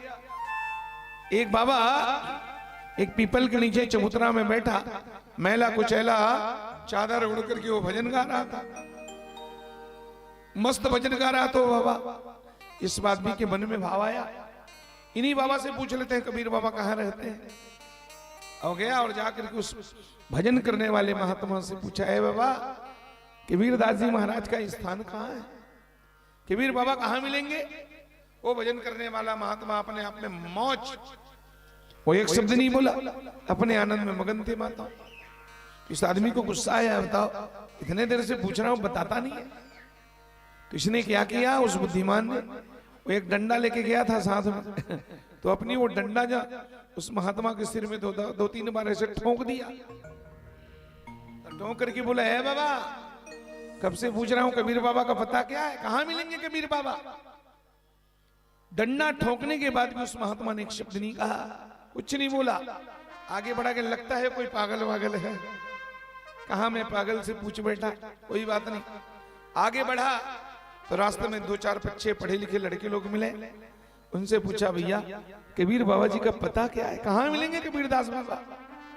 तो उन पढ़े लिखे सुजानिकों ने कहा सुनो, वो जो पेड़ के नीचे बैठा ना मैला चादर ओढ़ के, देख रहे वो जो भजन गा रहे हैं ना मैली कुचैली चादर में, वही तो कबीर बाबा है। क्या? हाँ वही कबीरदास जी हैं। सुनते ही आदमी के तो भैया पांव के नीचे धरती खिसक गई माता। वो आदमी एकदम परेशान हो गया, बाप रे बाप, मैं गुरु कबीर बाबा को गुरु बनाने चला हूं और बिना जाने सुने मैंने उसके सिर में 2 टाट डंडा ठोक दिया।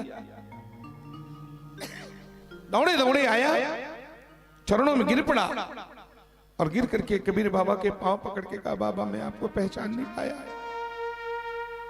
आप तो गुदड़ी के लाल है, ये मैली कुचैली चादर में मैं आपको पहचान नहीं पाया। हे ब्रह्मज्ञानी, हे सदगुरु मुझे क्षमा कर दो, मैं बिना जाने सुने आपके सिर पे 2-4 डंडा और मैंने ठोका है। कबीर बाबा बोले क्यों रोते हैं? उसने कहा मैं आपको गुरु बनाने निकला था, आप ही को गुरु बनाऊंगा करके सोच के निकला था, पहचान नहीं पाया और बिना पहचाने 2-3 डंडा आपके सिर में ठोक दिया। कबीर बाबा बोले इसमें टेंशन लेने की क्या बात है? मैं भी तुम्हारे जैसे बुद्धिमान चेला की खोज में था बेटा, तुम्हारे जैसा बुद्धिमान दुनिया में कौन। अच्छा किया तुमने 2-3 डंडा ठोक दिया तो है। आदमी बाजार जाता है 10 रुपया का बर्तन लेता है, 10 बार ठोकता है तब वो 10 रुपया के बर्तन को खरीदता है। तुम मुझे जिंदगी भर के लिए गुरु बनाने आए हो तो बेटा अच्छा किया 2-3 बार ठोक दिया। तो अगर मैं पक्का हूं तब तो गुरु बनाओ और कच्चा हूं तो यहां से चुपचाप चलते चलो। धन्य है कबीर बाबा की सरलता। मेरी माताओं, पानी जानने की चीज है, जान लिया पानी नल का है, बिना छाने पी सकते हो। जान लिया कुआं का है, बोर का है, बिना छाने पी सकते हो। है सिद्ध क्या हुआ? पानी जानने की, छानने की, पानी जानने की चीज है। और जान लिया कि पानी गटर का है, नाली का पानी, गंदे नाली का पानी है। अगर कोई आदमी आपको 10 बार छान के देखा तो आप पियोगे क्या? आपके सामने गटर के पानी को कोई 10 बार छान के देगा तो आप पियोगे नहीं? आप क्या कहोगे? मैं क्यों पीऊं? बोले क्यों नहीं पियोगे? 10 बार मैंने छाना है। तुम कहोगे छाना है बेटा, मैंने अच्छी तरह से जाना है? मैंने जान लिया है कि पानी गटर का पानी है। तो मैं तो वही कह रहा हूं, आपके बातों से उत्तर आ जाता है। पानी छानने की नहीं है, पानी जानने की है। पानी को जानो और उसको छानो जिसके हाथों में अपने जीवन की बागडोर सौंप रहे हो। नहीं तो फिर छना करके गिरोगे। हैं लोभी गुरु, लालची चेला, बीच नरक में ठेलम ठेला।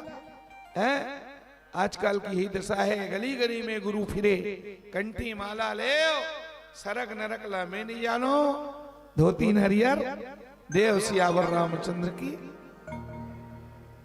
सुखदेव जैसा गुरु मिले, वो कब मिलेंगे? जब हमारे अंदर प्यास पैदा होगी, योग्यता पैदा होगी, हरि मिलन की तड़प होगी। परीक्षित ने रो रो करके भगवान को पुकारा, तब जाकर के भगवान सुखदेव जी का पदार्पण हुआ है। परीक्षित ने पूछा है मेरा उद्धार कैसे होगा? भगवान बोले तुम भागवत की शरण में आए हो। भागवत मृत्यु के भय को टालने वाला है, मृत्यु को मंगलमय बनाने वाला शास्त्र है। सज्जनों, हमारे सनातन धर्म में 3 ग्रंथों का पठन प्रायः ज्यादा होता है। एक तो है रामायण, दूसरा महाभारत, तीसरा भागवत। और तीनों का 3 उद्देश्य है, सिद्धांत है। रामायण जीना सिखाती है और भागवत मरना सिखाती है। ध्यान रखना, जीना अगर एक कला है तो मरना भी एक। जीने की कला तो संसार में सबको आता है प्यारे, पर मरने की कला सबको नहीं आती। अगर कैसे मरना है तो भागवत की शरण में आओ। कैसे करना चाहिए, क्या करना चाहिए, रामायण सिखाती है। क्या नहीं करना चाहिए, महाभारत सिखाती है। और कैसे मरना चाहिए, भागवत की कथा बताती है। भागवत मृत्यु को मंगलमय बनाती है, मौत के भय से मनुष्य को अभय कर देती है। काल ब्याल मुकत्रासन निर्णासन हेतुवे श्रीमद् भागवत शास्त्रम कलौ कीरेण भाषितम। कीर नाम है भगवान सुखदेव जी महाराज का। काल रूपी तक्षक नाग के मुंह से जीवों को बचाने के लिए सुखदेव भगवान ने भागवत की कथा गाई है। सुखदेव जी ने कहा परीक्षित से, इदम भागवतम नामम पुराणम ब्रह्म से संमीतम अधीतमान द्वापरायदो पितृद्वैपायनो दहम। परीक्षित, जिस भागवत को मैंने अपने पिता वेद व्यास के श्रीमुख से 3 बार पढ़ा है। कितने बार पढ़े हैं? 3 बार। सुखदेव जी ने कंप्लीट 3 बार पढ़ा।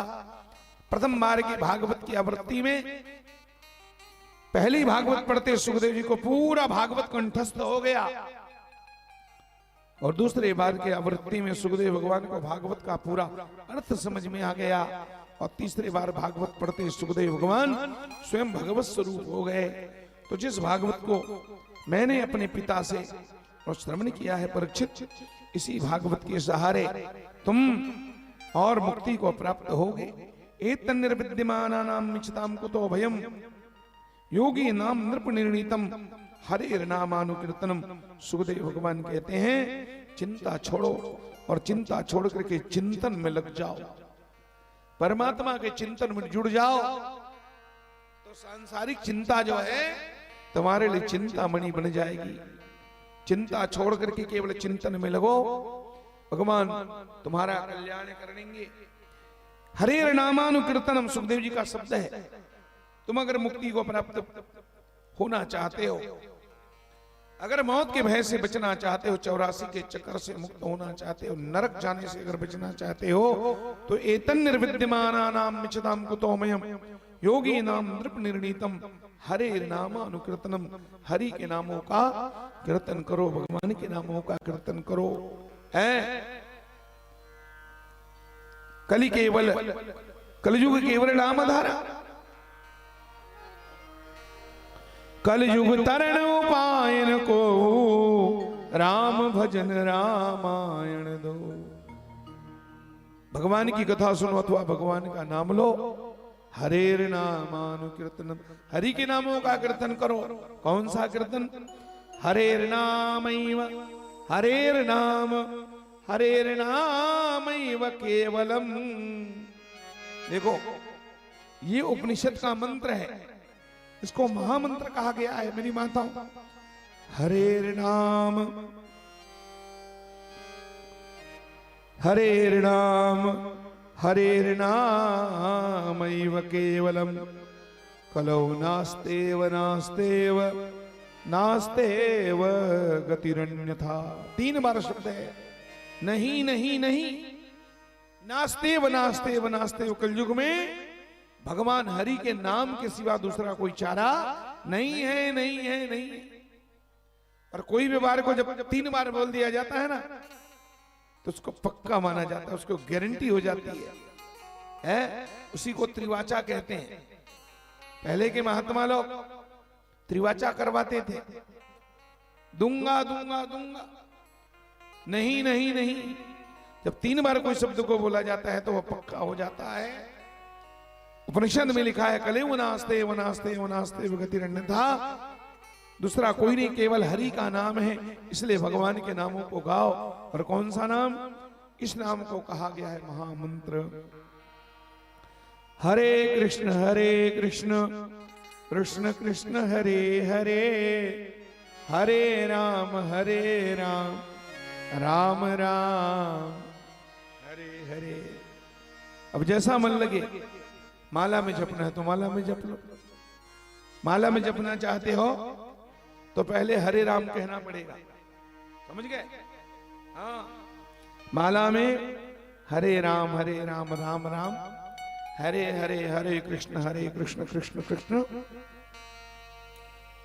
और अगर कीर्तन में गाना चाहते हो, तबला पेटी में नाच नाच करके पाँव में घुंघरू बांध के, तो पहले कृष्ण के नाम को उच्चारण किया जाता है। हरे कृष्ण कृष्ण कृष्ण हरे हरे, हरे राम राम राम हरे हरे।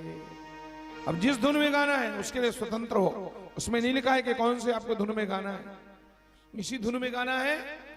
ये कोई अनिवार्यता नहीं है, बाध्यता नहीं है, आपको जैसा अच्छा लगे, समझ गए।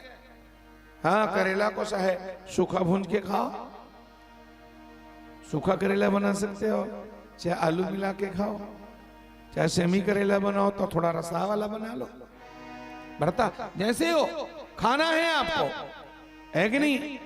बच्चों को माताएं मिठाई की वो खिलाती ना दवाई, अब दवाई खिलाना है बस, बच्चे का बुखार उतरना चाहिए। अब दवाई को तुम मंदरस में चढ़ा के खिलाओ, चाहे डायरेक्ट खिला दो, चाहे गुड़ के अंदर डाल के खिलाओ। मेरी माताओं, भगवान का नाम मुंह से निकलना चाहिए, किसी भाव से निकले और किसी धुन में निकले। गाओ ना, कैसे गाओगे? हरे कृष्ण कृष्ण कृष्ण हरे हरे, हरे राम राम, हरे कृष्ण कृष्ण कृष्ण हरे हरे, हरे राम हाँ से गाइए। राम राम हरे हरे, हरे कृष्ण कृष्ण हरे राम राम राम हरे हरे, हरे कृष्ण जय हो कृष्ण भगवान के आगे। हरे राम राम हरे हरे, हरे कृष्ण कृष्ण कृष्ण हरे हरे, हरे कृष्ण कृष्ण कृष्ण हरे हरे, हरे राम राम राम, हरे राम राम राम हरे। हरे कृष्ण कृष्ण कृष्ण हरे हरे, हरे राम राम राम हरे हरे, हरे कृष्ण कृष्ण कृष्ण हरे हरे, हरे राम राम हरे। ना मेरी माता और बहनों, हरे कृष्ण कृष्ण कृष्ण हरे हरे, हरे कृष्ण कृष्ण कृष्ण हरे हरे, हरे कृष्ण कृष्ण कृष्ण हरे हरे, हरे राम राम राम हरे हरे, हरे कृष्ण कृष्ण कृष्ण हरे हरे, हरे राम राम हरे हरे, हरे कृष्ण कृष्ण कृष्ण हरे हरे, हरे राम राम हरे हरे, हरे कृष्ण कृष्ण कृष्ण हरे हरे, हरे राम राम हरे हरे। कौन सी गीत के धुन में है? हरे कृष्ण कृष्ण कृष्ण हरे, झिलमिल सितारों का आंगन होगा, रिम झिम बरसता सावनी होगा। हरे कृष्ण कृष्ण हरे हरे, हरे राम राम हरे हरे, हरे कृष्ण कृष्ण कृष्ण हरे हरे राम, राम हरे हरे, हरे कृष्ण। बोलो भाइयों, भागवत में हरे हरे है, अब घर में जान हरे हरे, घर में गए तहन खाली हर्रो हर्रो शुरू हो जी, मैं बता दे, वहां हरे हरे नहीं है, वहां तो हर्रो हर्रो है। हरे कृष्ण कृष्ण कृष्ण हरे, हरे राम राम राम हरे हरे कृष्ण कृष्ण कृष्ण हरे हरे हरे राम राम हरे हरे। कौन से गीत की धुन में है? कौन दिशा में लेके चले हरे बटुरिया हरे कृष्ण कृष्ण कृष्ण हरे हरे कृष्ण कृष्ण कृष्ण हरे हरे हरे राम राम राम हरे हरे हरे कृष्ण कृष्ण हरे हरे जय हरे राम राम हरे हरे कृष्ण कृष्ण कृष्ण कृष्ण हरे हरे हरे राम राम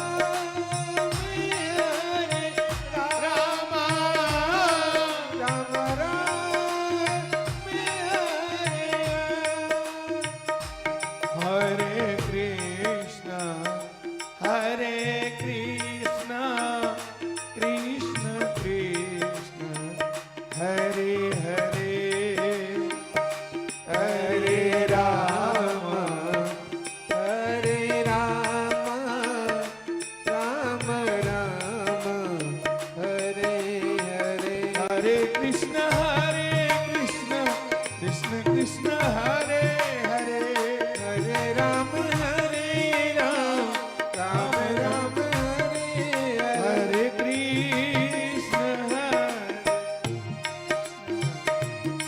कृष्ण कृष्ण हरे हरे कौन से गीत की धुन में है?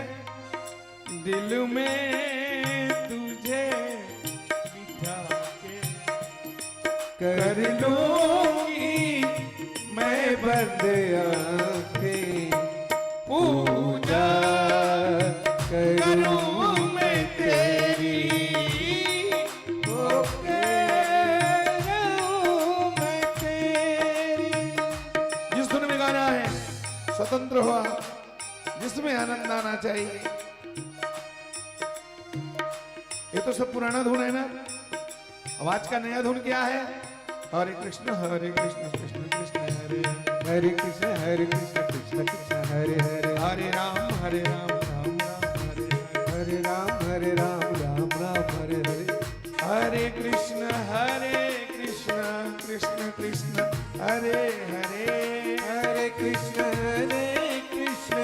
कृष्ण कृष्ण हरे हरे राम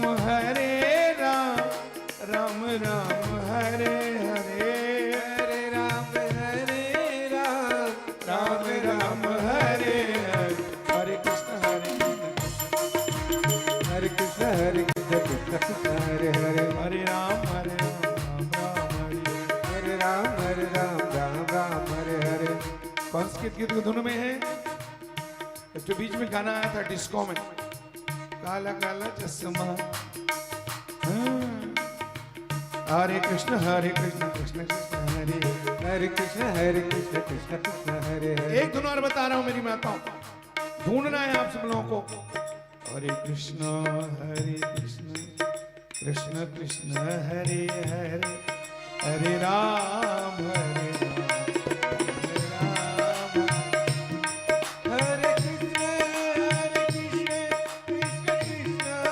हरे हरे हरे राम राम हरे हरे। हरे कृष्ण कृष्ण कृष्ण हरे हरे हरे राम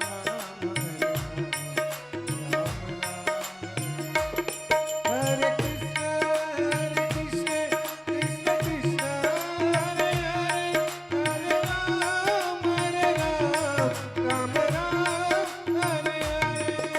हरे कृष्ण कृष्ण ढूंढना है कौन से गीत की धुन में है। जिसका उत्तर सही आएगा उसको मंच में बुला के हम लोग इनाम देंगे, आशीर्वाद देंगे। हरे कृष्णा कृष्ण कृष्ण हरे हरे, हरे राम राम राम हरे हरे। हरे कृष्णा कृष्ण कृष्ण हरे हरे, हरे राम राम राम हरे हरे। पता चली दीदी मल्ला कौन सी गीत की धुन है? कुछ पता नहीं चली ना? अभी पता नहीं चले तो कब पता चली बताओ? जिस दिन खटिया में पोट पोट करत रहे ना, और जमराज के दूध में नहीं लाल लाल आंखें दिखाई, और लाल आंखें दिखा के क्या कही? मार दिया जा के छोड़ दिया जा, बोलते साथ क्या सुलूक किया जा। हरे कृष्णा हरे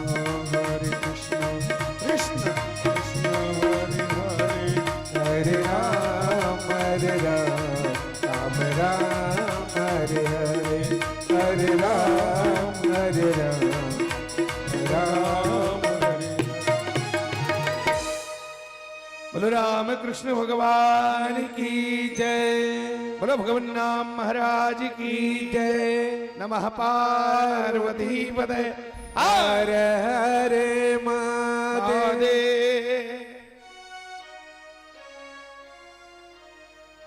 सज्जनों, हरे नाम हरे नामैव केवलम, कलौ नास्तेव नास्तेव नास्तेव गतिरन्यथा। दूसरा कोई गति नहीं है। भगवान के नाम के सिवा और कोई नहीं है माताओं। कलयुग समझ ही आन जुग जो नर करे विश्वास, गाय राम गुण गण विमल भाव तर बिनहि प्रयास।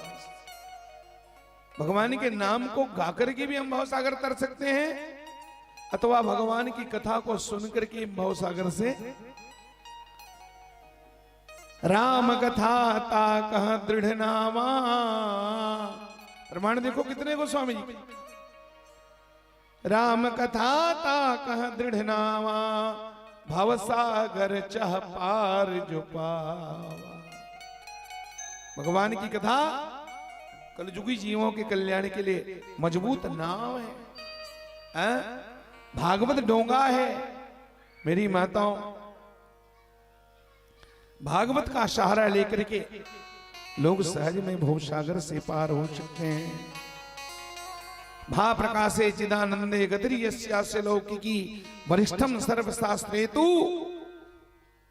तरणीर भाव भवार्णवा। भागवत में 4 अक्षर है। भागव आखिरी में ता है ना, तो ता का मतलब क्या होता है? तरणीर भाव भवार्णवात। इस भाव अर्णव भाव सागर को, अर्णव माने सागर, इस भाव सागर संसार सागर को पार होने के लिए भागवत की कथा तरणी के समान है। तरणी के समान है।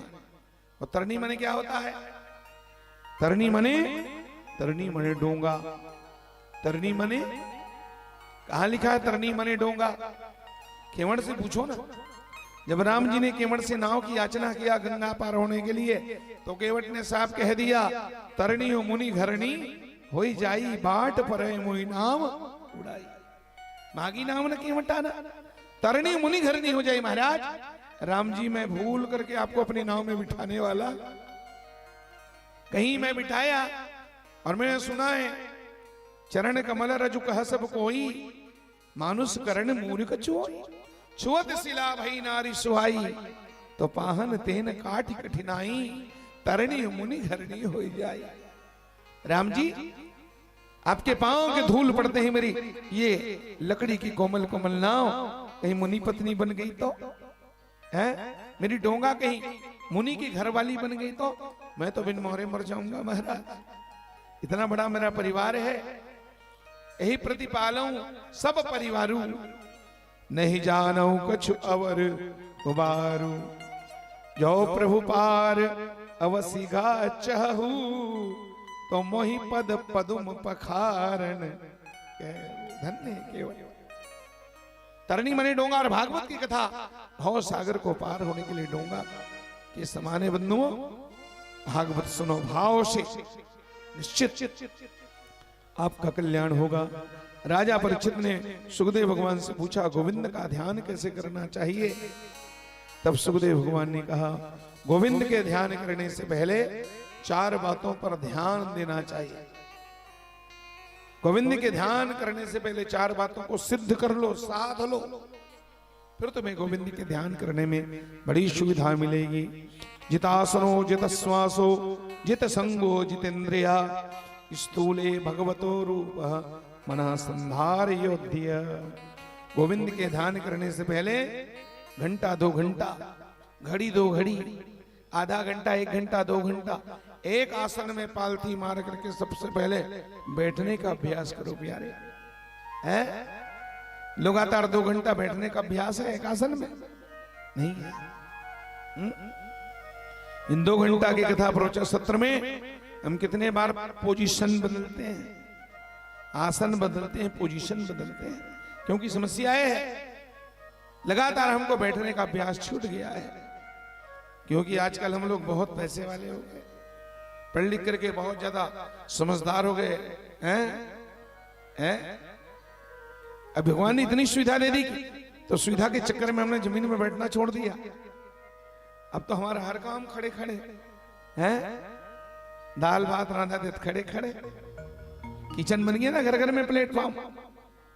एक जमाना था जब हर काम बैठ करके होता था, माताओं का वो घर का सुबह वाला दिनचर्या बैठ करके शुरू होता, घर की लिपाई पोताई बैठ के हैं, चाय बनाई बैठ के, नाश्ता पानी बैठ के, रांधने वाली बैठ के बनाती और खाने वाले भी शांति से चूल्हा के पास बैठ के खाते थे आंगन में। और आजकल तो हर काम खड़े खड़े। मेरी माता है नहीं, चाय भी भोजन भी बन रहा है तो खड़े खड़े, चाय बन रही तो खड़े खड़े, खाने वाले बैठे डाइनिंग में खड़े खड़ी तो है। मेरी माता अरे कम से कम चटनी वटनी बहु न धागे दाई। आजकल तो ये चटनी एक सपना बन गया है, सिलबट्टे की चटनी, क्योंकि वो भी खड़े खड़े। आजकल चटनी पीछे पर घर घर में वो कहाँ मेचकी कूदते हैं, मेचकी बोलते हैं ना उसको, मिक्सी बोलते हैं। हर काम हमारा खड़े खड़े और घुटनों में मूवमेंट होता नहीं।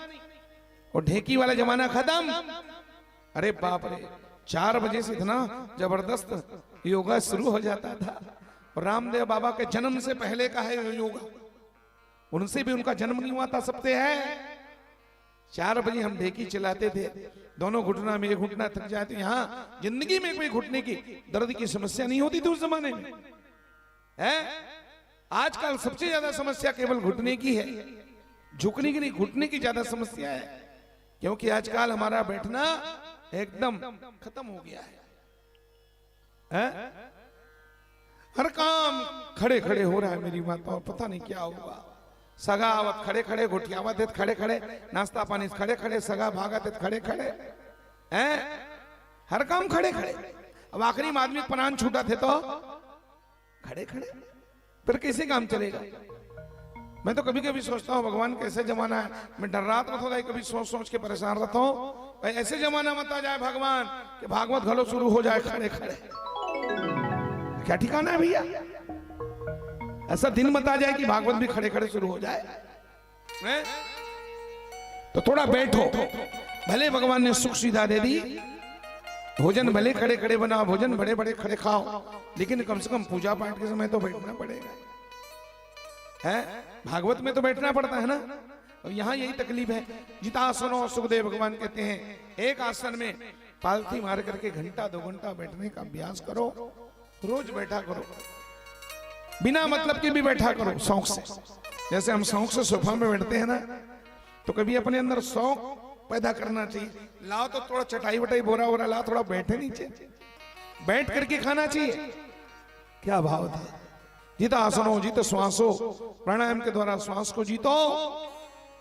जित संगो, अगर भगवान को पाना है तो अच्छा संगत करो, सज्जनों का साथ करो। जित संगो, संग को जीतो, क्योंकि जैसा करे संग वैसा चढ़े रंग। जित आसनो, जित श्वासो, जित संगो, जितेंद्रिया, इंद्रियों को जीत करके स्थूले भगवतो रूप मना संदान युद्धिया, अपने मन को परमात्मा के स्थूल रूप में लगा दो। ये चारों बातों को सिद्ध करके मन से परमात्मा के स्थूल रूप का ध्यान करो। राजा परीक्षित ने सुखदेव जी से पूछा, स्थूल रूप किसे कहते हैं? सुखदेव भगवान बोले, स्थूल मने बड़ा, और बड़ा का उल्टा है छोटा, सूक्ष्म मने छोटा। किसी मूर्ति के अंदर में ठाकुर जी को दर्शन करना, किसी मंदिर के अंदर में भगवान को देखना, ये भगवान का सूक्ष्म दर्शन है। लेकिन संसार के ब्रह्मांड के कण कण में परमात्मा का भाव रखना, ये भगवान का स्थूल दर्शन है। पाताल में तस्य ही पादमूलम पठन्ति प्रापणि प्रपदे रसातलम, महातलम विश्वसृजोत गुल्फो तलातलम मयि पुरुषस्य जंगे। 14 लोकों का एक ब्रह्मांड बनता है मेरी माताओं। और ध्यान रखना, जैसा ब्रह्मांड है वैसा हमारा शरीर है। ब्रह्मांड का छोटा रूप है ये मानव का शरीर। यथा ब्रह्मांडे तथा पिंडे, शास्त्रों में ऐसा वर्णन आता है, हमारा शरीर ब्रह्मांड का छोटा मॉडल है, मॉडल। जैसे अयोध्या में राम मंदिर बन रहा है ना, तो राम मंदिर बनने से पहले, उसके पहले उसका मॉडल पहले आ गया था। फोटो में हम देखते हैं मॉडल, बड़े बड़े माल बनते हैं, बड़े बड़े 100 मंजिला मकान बनते हैं। इंजीनियर लोग उसके पहले उस मकान का क्या बना देते हैं? मॉडल बना देते हैं मकान बनने से पहले। इसी तरह परमात्मा ने जब इस ब्रह्मांड को बनाया तो पहले उसका मॉडल बना दिया। हमारा शरीर यही ब्रह्मांड है। सज्जनों, ब्रह्मांड 14 लोकों से बनता है। मनुष्य के शरीर में भी 14 लोकों की परिकल्पना की गई है। पाताल में तस्य ही पादमूलम, हमारे शरीर में, हमारे शरीर के सबसे नीचे भाग है पांव का तलवा। वो जो पांव का तालू है मेरी माताओं, वही पाताल लोक, सबसे नीचे पाताल है। 14 लोकों में सबसे नीचे कौन सा लोक है? पाताल है। तो शरीर में सबसे नीचा अंग कौन सा है? पांव का तलवा है। तो जो पाताल लोक है ना, यही विराट नारायण भगवान के पांव का तलवा है। उसके ऊपर में रसातल, ये विराट भगवान की एड़ी और पंजा है। उसके ऊपर में तलातल, दोनों गुल्फ हैं। उसके ऊपर में सज्जनों महातल भगवान की जांग है। सुतल भगवान के दोनों घुटना है। ये धरती भूतल, ये भगवान का पेट है। आकाश विराट नारायण की छाती है। हाँ? आकाश विराट भगवान की नाभि है और स्वर्ग लोक भगवान की छाती है। मरलोक भगवान का गला है। जनलोक भगवान का मुख है। तपलोक भगवान का ललाट है और सत्यलोक भगवान के सिर हैं। ये विराट नारायण भगवान, ये भगवान की हाइट कितनी मालूम है? 50 करोड़ योजन। कितना? 50 करोड़ योजन। एक योजन का बनता है 3 किलोमीटर। आपको मैं बताऊं, योजन भरते ही बदन पसारा, कपित अनुकीन दुगुन। सुंदरकांड में हनुमान जी जब लंका जा रही थी माताओं, सीता को पता लगाने, तो सुरसा आई ना। सुरसा ने कितना मुंह फैलाया? योजन भर। शुरुआत में 1 योजन मैंने 3 किलोमीटर एक बार में मुंह फैलाई। तो हनुमान जी 6 किलोमीटर के हो गए। सुरसा 12, हनुमान जी 24। यहां भगवान की हाइट कितनी है? 50 करोड़ योजन। अब 3 किलोमीटर का 1 योजन बनता है, वहां 50 करोड़ योजन। कल्पना करो वो विराट भगवान कितने बड़े होंगे। तो ये 14 जो लोग हैं, ये भगवान के शरीर हैं। इंद्रादिक जितने देवता हैं, ये सब भुजा है। 10 दिशा, उत्तर दक्षिण पूरब पश्चिम आग्नेय नैऋत्य वायव्य ईशान, ये भगवान के कान है। कान दसों दिशा भगवान के कान हैं, शब्द जितने हैं यही श्रवण इंद्रियां हैं। अश्वनी कुमार भगवान के नासिका छिद्र है, अंतरिक्ष भगवान के नेत्र हैं, सूर्य देखने की शक्ति है, रात दिन भगवान विराट नारायण के पलक है। सज्जनों मेरी माताओं, वेद को भगवान का ब्रह्म रंध्र माना गया है, रस यही भगवान की जिह्वा है, ब्रह्मलोक भगवान का भुरु विलास है। दुनिया में जितने बड़े बड़े पहाड़ देख रहे हैं, पहाड़, ये जो पहाड़ पर्वत है ये विराट भगवान की और हड्डियां हैं। और जितने पेड़ों में आप पत्ता देख रहे हो, घास तृण, ये हरी हरी पत्तियां, ये विराट भगवान के रोमावली हैं। ये जो हवा चल रही है ना, ये देखो हवा चल रही है, भगवान सांस ले रहे हैं, ये विराट भगवान की सांस है। ब्राह्मण भगवान का मुख है, ब्राह्मणों से मुखमासीद बाहु राजन्यकृतः उरु तद्यदि वैश्यः पदभ्याम गुं शूद्रो अजायत। वेदों ने कहा अग्नि भी भगवान का मुंह है। अग्नि क्या है? विराट भगवान का मुख है। जब विराट भगवान को हमें खिलाने की इच्छा होती है, भाव बनता है कि भगवान को खिलाएं, तो अपने दाल भात खीर पूरी को कहां डालते हैं? स्वाहा। अग्नि भगवान का मुख है और अग्नि के मुख से भगवान खाते हैं, तो अग्नि भी मुंह है और ब्राह्मण भी भगवान का मुख माना गया है? जब भगवान को अगर संतुष्ट करना चाहते हैं आप, भगवान को तृप्त करना चाहते हैं, तो सनातन वेदों की परंपरा है, हम ब्राह्मण को भोजन कला करके संतुष्ट करते हैं। बड़े बड़े हमारे मकान बनते हैं, कोई भी मांगलिक कार्य जब घर में होता है तो सबसे पहले भोजन किसको कराया जाता है? श्राद्ध में, पितर में सबसे पहले ब्राह्मणों को भोजन कराने की परंपरा है। अगर अपने पितरों को तृप्त करना चाहते हो आप, तो इस सनातन सत्य को स्वीकार करो, अब इस परंपरा को जीवित रखो। ब्राह्मणों को भोजन कराने से पितरों की तृप्ति होती है। मैंने बताया था ना, दूसरे देश का पैसा दूसरे देश में नहीं चलता, भारत का रुपया अमेरिका में नहीं चलता, एक्सचेंज कराना पड़ता है। तो यहाँ का दाल भात पितरों को कैसे पहुंचाओगे तुम? वहां तो पहुंचने के लिए कोई सीढ़ी नहीं, साधन नहीं है। ब्राह्मण को खिलाओ, और ब्राह्मण जब खाता है तो भगवान आत्मा की तृप्ति होती है, परमात्मा के पितरों की तृप्ति होती है। ब्राह्मण भगवान का मुख है। दुनिया में जितने छत्री हैं, ये भुजाएं हैं, जितने वैसे हैं, साहू सिन्ना बनिया, ये सब भगवान के पेट हैं, और शूद्र जो है भगवान के पांव हैं। पूरा संसार यानी ब्रह्मांड यानी सारा जगत ही जगदीश्वर का, जगत से जगदीश्वर रंच मात्र भी अलग नहीं है। जो जगत है वही जगदीश्वर का रूप है, ये संसार ही भगवान का स्वरूप है। तो भगवान और संसार में रत्ती मात्र भी फर्क नहीं है। और हो भी कैसे सकता है?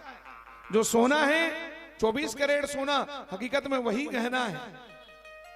सोना ही क्या है? वही तो झुमका है। और बिना सोना के झुमका की परिकल्पना कर सकते हो क्या? बिना सोना की झुमका बन सकता है क्या? बिना माटी के बर्तन बन सकता है? बिना सूत के कोई कपड़ा बन सकता है? नहीं ना। तो बिना भगवान के फिर संसार कैसे बन सकता है? और हकीकत यही है, जो सोना है वही गहना है, जो माटी है वही बर्तन है, जो सूत है वही कपड़ा है। तो जो जगदीश है वही जगत है, जो भगवान है वही संसार है। तभी तो इसी बात को गोस्वामी जी ने कहा, क्या कहा? कण कण में हावे भगवान, कण कण में हावे भगवान, कण कण में हावे भगवान, कण कण में हावे भगवान, कण कण में हावे भगवान, कण कण में हावे भगवान। माया के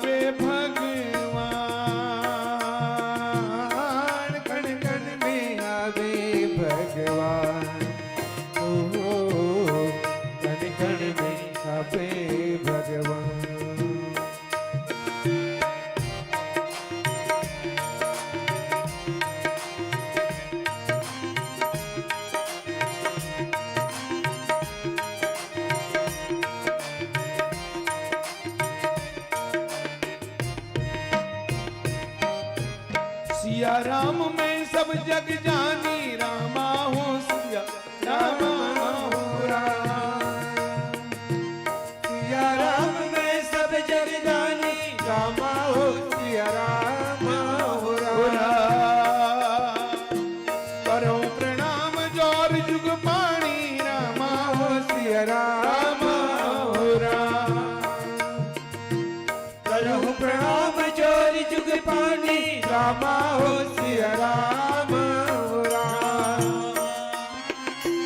जड़ चेतन जग जीव जत, सकल राम में जानी हो राम। जड़ चेतन जग जीव जत, सकल राम में जाने हो राम। बंदौ सब के पद कमल, सदा जोर जुग पाणी हो राम। बंदा सबके पद कमल, सदा जोर जुग पानी हो राम। माया के ये बदनामा, माया के ये बदनामा, चलते बुलावे हरि नाम। चलते बुलावे हरि नाम। कण कण में आवे भगवान, ओ कण कण में आवे भगवान, ओ कण कण में आवे भगवान। माया के ये बंधनमा, माया के ये बदनामा, धनते बुलावे धनते बुलावे हरि नाम। धनते बुलावे हरि नाम। बोले भक्त वत्सल भगवान की जय। नमः पार्वती पते हर। हर हर महादेव। जगत में ही जगदीश्वर का दर्शन करो। जगत से जगदीश्वर अलग नहीं है। जगदीश के बिना, भगवान के बिना तुम संसार की कल्पना कर ही नहीं सकते, बन ही नहीं सकता। कई लोग बोलते हैं ना भगवान कहाँ है? भगवान नहीं है, संसार अपने आप पैदा हुआ है।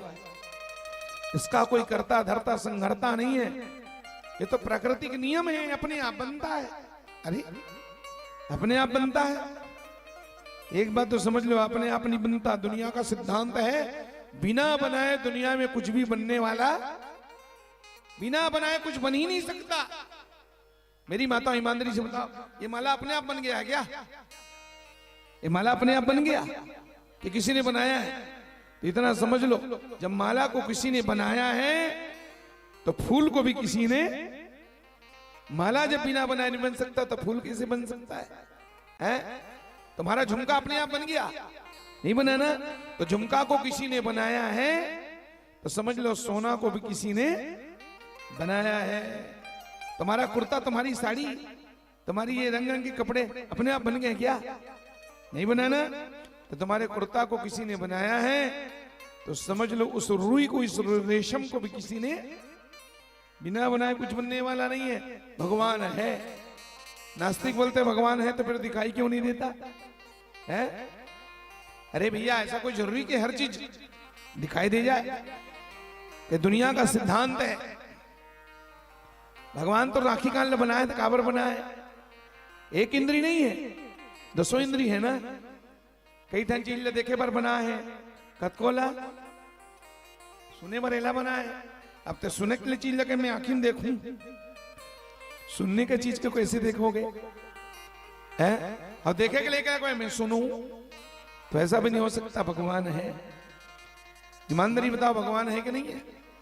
कई लोग कहते हैं हम तो प्रत्यक्षवादी हैं, हम तो भैया जिसको आंखों में देखते हैं उसी को मानते हैं, जिसको नहीं देखते उसको हम नहीं मानते। पर गलत बात बोल रहे हो, ये तुम्हारा कहना अधूरा है। कई बार जिसको हम नहीं देखते उसको भी मानना पड़ता है। मेरी माताओं, एक बात बताइए, दुनिया में अमेरिका है कि नहीं है? सच बताओ, दुनिया में अमेरिका है कि नहीं है? है ना?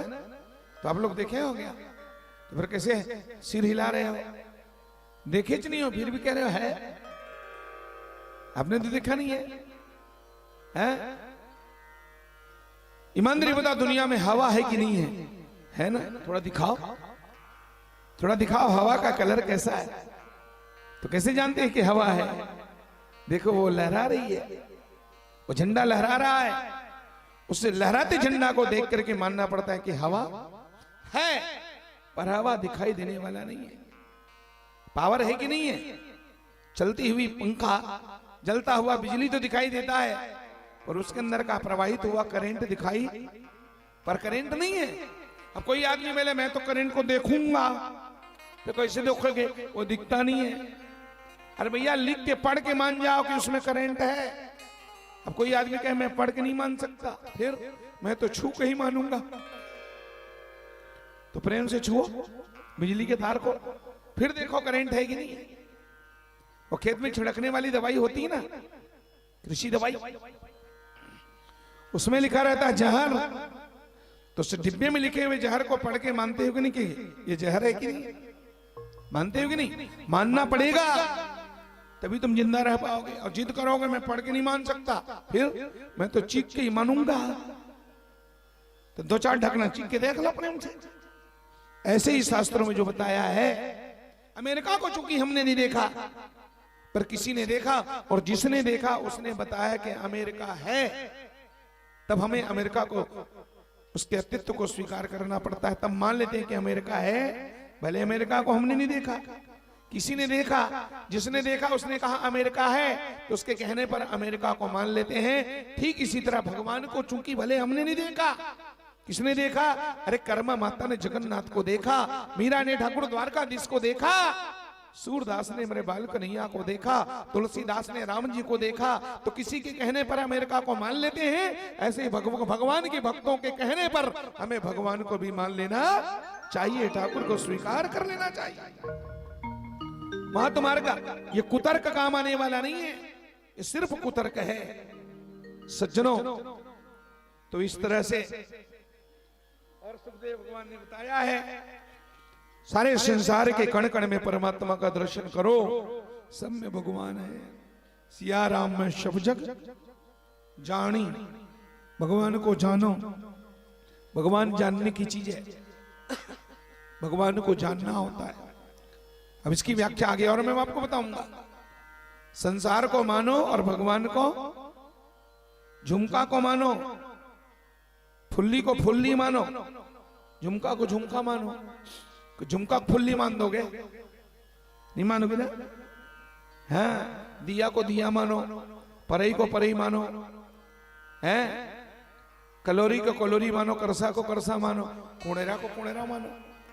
तो कुणेरा को दिया मान दोगे? नहीं मान सकते ना। तो तोर माने में कैसे कुणेरा दिया बन जाए? अच्छा ते कुणेरा दिया मान डारे, तो ते कुणेरा में दिया बांट डार पे भर के बता, उसका कन तेल तो जायदाद बचा दी। तुम्हारे कुणेरा को दिया मानने से कुणेरा दिया बनने वाला नहीं है, उसको कुणेरा ही मानना बनेगा। अब ते दिया कुणेरा मान डार बे, तो कैसे दिया में ते भात रान डार बे? नहीं रात। दाई को दाई मानो, दादा को दादा मानो, भैया को भैया मानो, भाभी को भाभी मानो, फिर किसको जानो? जो जैसा है उसको उसी रूप में मानो, नाते रिश्ता को मानो, पर सबके अंदर परमात्मा है, उसी को। यही है श्री राम में सब जग जानी, भगवान जाने। लेकिन गड़बड़ यही है ना, जिसको जानना है उसको तो हमने मानना शुरू कर दिया है।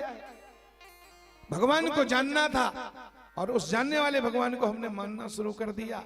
संसार में कोई आदमी, एक आदमी नहीं कहता मैं राम को जानता हूं, मैं कृष्ण को जानता हूं, मैं साईं को जानता हूं, मैं दुर्गा को जानता हूं। कोई नहीं कहता। आदमी जब भी कहेगा तो मैं तो साईं को मानता हूं, मैं तो दुर्गा को मानता हूं, मैं राम को मानता हूं। हैं? ले भगवान ने जाने के रीते माने के री से। जिस भगवान को जानना था उसको तो मान रहे हैं, और जिस नाता रिश्ता को मानना था उसको हम हैं भगवान ले जानतो, कोई नहीं कहा है। राम ला मानतो, कृष्ण ला मानतो, दुर्गा ला मानतो। अब काकरो से झगड़ा होने तो कहा काकी मैं तो अच्छी तरह जानता हूं, मैं तो गड़बड़ फला नहीं, मैं तो अच्छी तरह मानता हूं। गड़बड़ ये हो गया ना। काश उसी से मैं कह देते काकी मैं तो अच्छी तरह मानता हूं। ओ काकी काकी डाले आंसू निकल लेती दाई, तर पाम गिर जाती। है?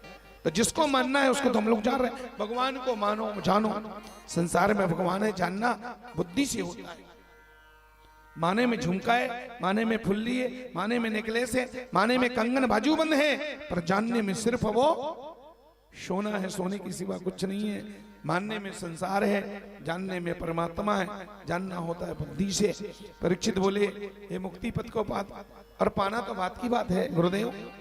आप कहते हैं भगवान को जाना बहुत कठिन काम है। मनुष्य के मन में अनंत कामना, अनंत इच्छा है। आज ये मिल जाए, कल वो मिल जाए, परसों वो मिल जाए हैं? अगर किसी मनुष्य के सामने भगवान आ जाए तो फिर आदमी क्या मुक्ति मांगेगा कि संसार मांगेगा?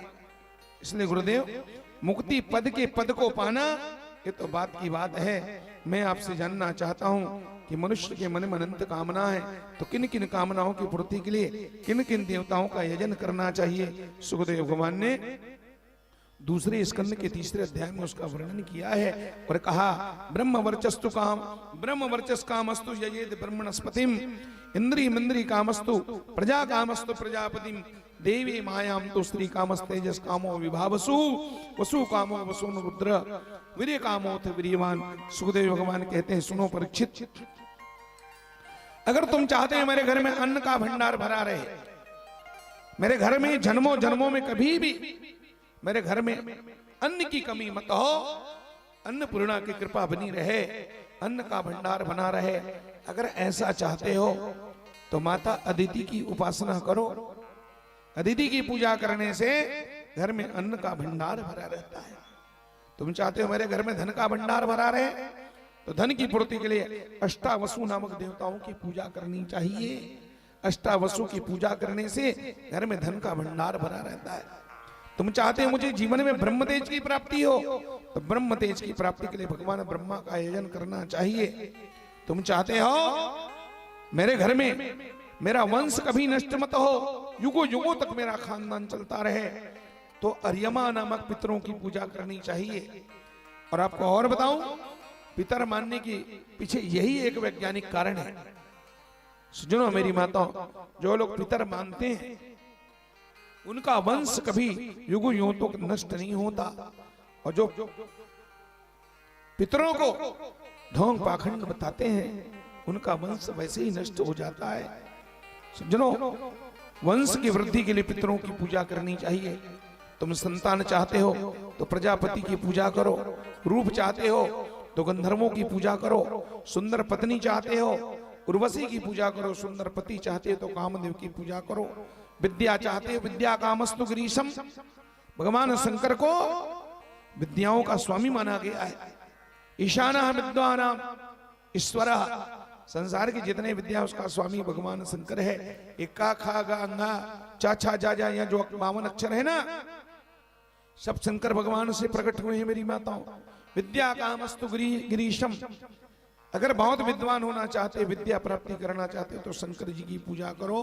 दाम्पत्यर्थ उमाशतिम, तुम चाहते हो दाम्पत्य जीवन बढ़िया सुखपूर्वक चले, पति पत्नी में कभी टेंशन, जिंदगी में कभी झगड़ा मत हो, जीवन की गाड़ी सुचारू रूप से चले, तो माता उमा देवी की पूजा करो। तुम चाहते हो मेरे जिंदगी में श्री की वृद्धि हो, तो श्री कामस्तु, श्री माने दुर्गा जी, दुर्गा की उपासना करने से, देवी मायम तो श्री कामस, दुर्गा की आराधना करने से श्री की वृद्धि होती है। मेरी माता और बहनों, तुम चाहते हो मेरे दुश्मन बहुत बढ़ गए, बेवजह तुम्हें कोई परेशान करता है, तो दुश्मनों के नाश के लिए मृत्यु की पूजा करनी चाहिए मेरी माता और बहनों। और धर्म के लिए भगवान विष्णु की पूजा करो। मेरी जिंदगी में धर्म की बढ़ोतरी हो तो भगवान नारायण का आयोजन करना चाहिए। बहुत सारे देवताओं का नाम बताया। राजा परीक्षित बोले गुरुदेव 1 मिनट रुकिए, वो तो आपकी बातों को सुन के मुझे ऐसा लग रहा है अलग अलग देवताओं का पता बता रहे हो आप। बेटा चाहिए तो उसकी पूजा करो, बेटी चाहिए तो उसकी पूजा करो, यानी धनिया चाहिए तो बनिया की दुकान में चलो, कपड़ा चाहिए तो कोष्ठक दुकान में चलो, तेल चाहिए तेल की दुकान में चलो, मिठाई चाहिए तो हलवाई की दुकान में चलो। ये सब अलग अलग दुकान का पता बता रहे हैं गुरुदेव। अरे कोई ऐसा दुकान नहीं है क्या जहां इकट्ठा एक साथ सब सामान एक ही दुकान में मिल जाए? सुखदेव भगवान बोले हाँ, आजकल ऐसा भी दुकान है जहां सब सामान इकट्ठे मिल जाते हैं। राजा परीक्षित का गुरुदेव उस दुकान का नाम क्या है? भगवान कहते उस दुकान का नाम है सुपर बाजार। पहले उसको जनरल मर्चेंट कहते थे, आजकल उसी का नाम सुपर बाजार है। सजनों, वहां जाने से सब चीज एक साथ मिलता है। और सुपर बाजार कौन है जानते हैं? राजा परीक्षित ने कहा जिसको ये सब चाहिए, बेटा चाहिए, बेटी चाहिए, पति चाहिए, पत्नी चाहिए, घर द्वार चाहिए, वो तो इन देवताओं की पूजा करे जिनका नाम आपने बताया। पर जिनको कुछ नहीं चाहिए, जो केवल निष्काम प्रेम चाहता है, केवल परमात्मा की का दर्शन चाहता है, भगवान की कृपा चाहता है, केवल भगवान का प्यार पाना चाहता है, कुछ नहीं चाहता है, वो किस भगवान की पूजा करे?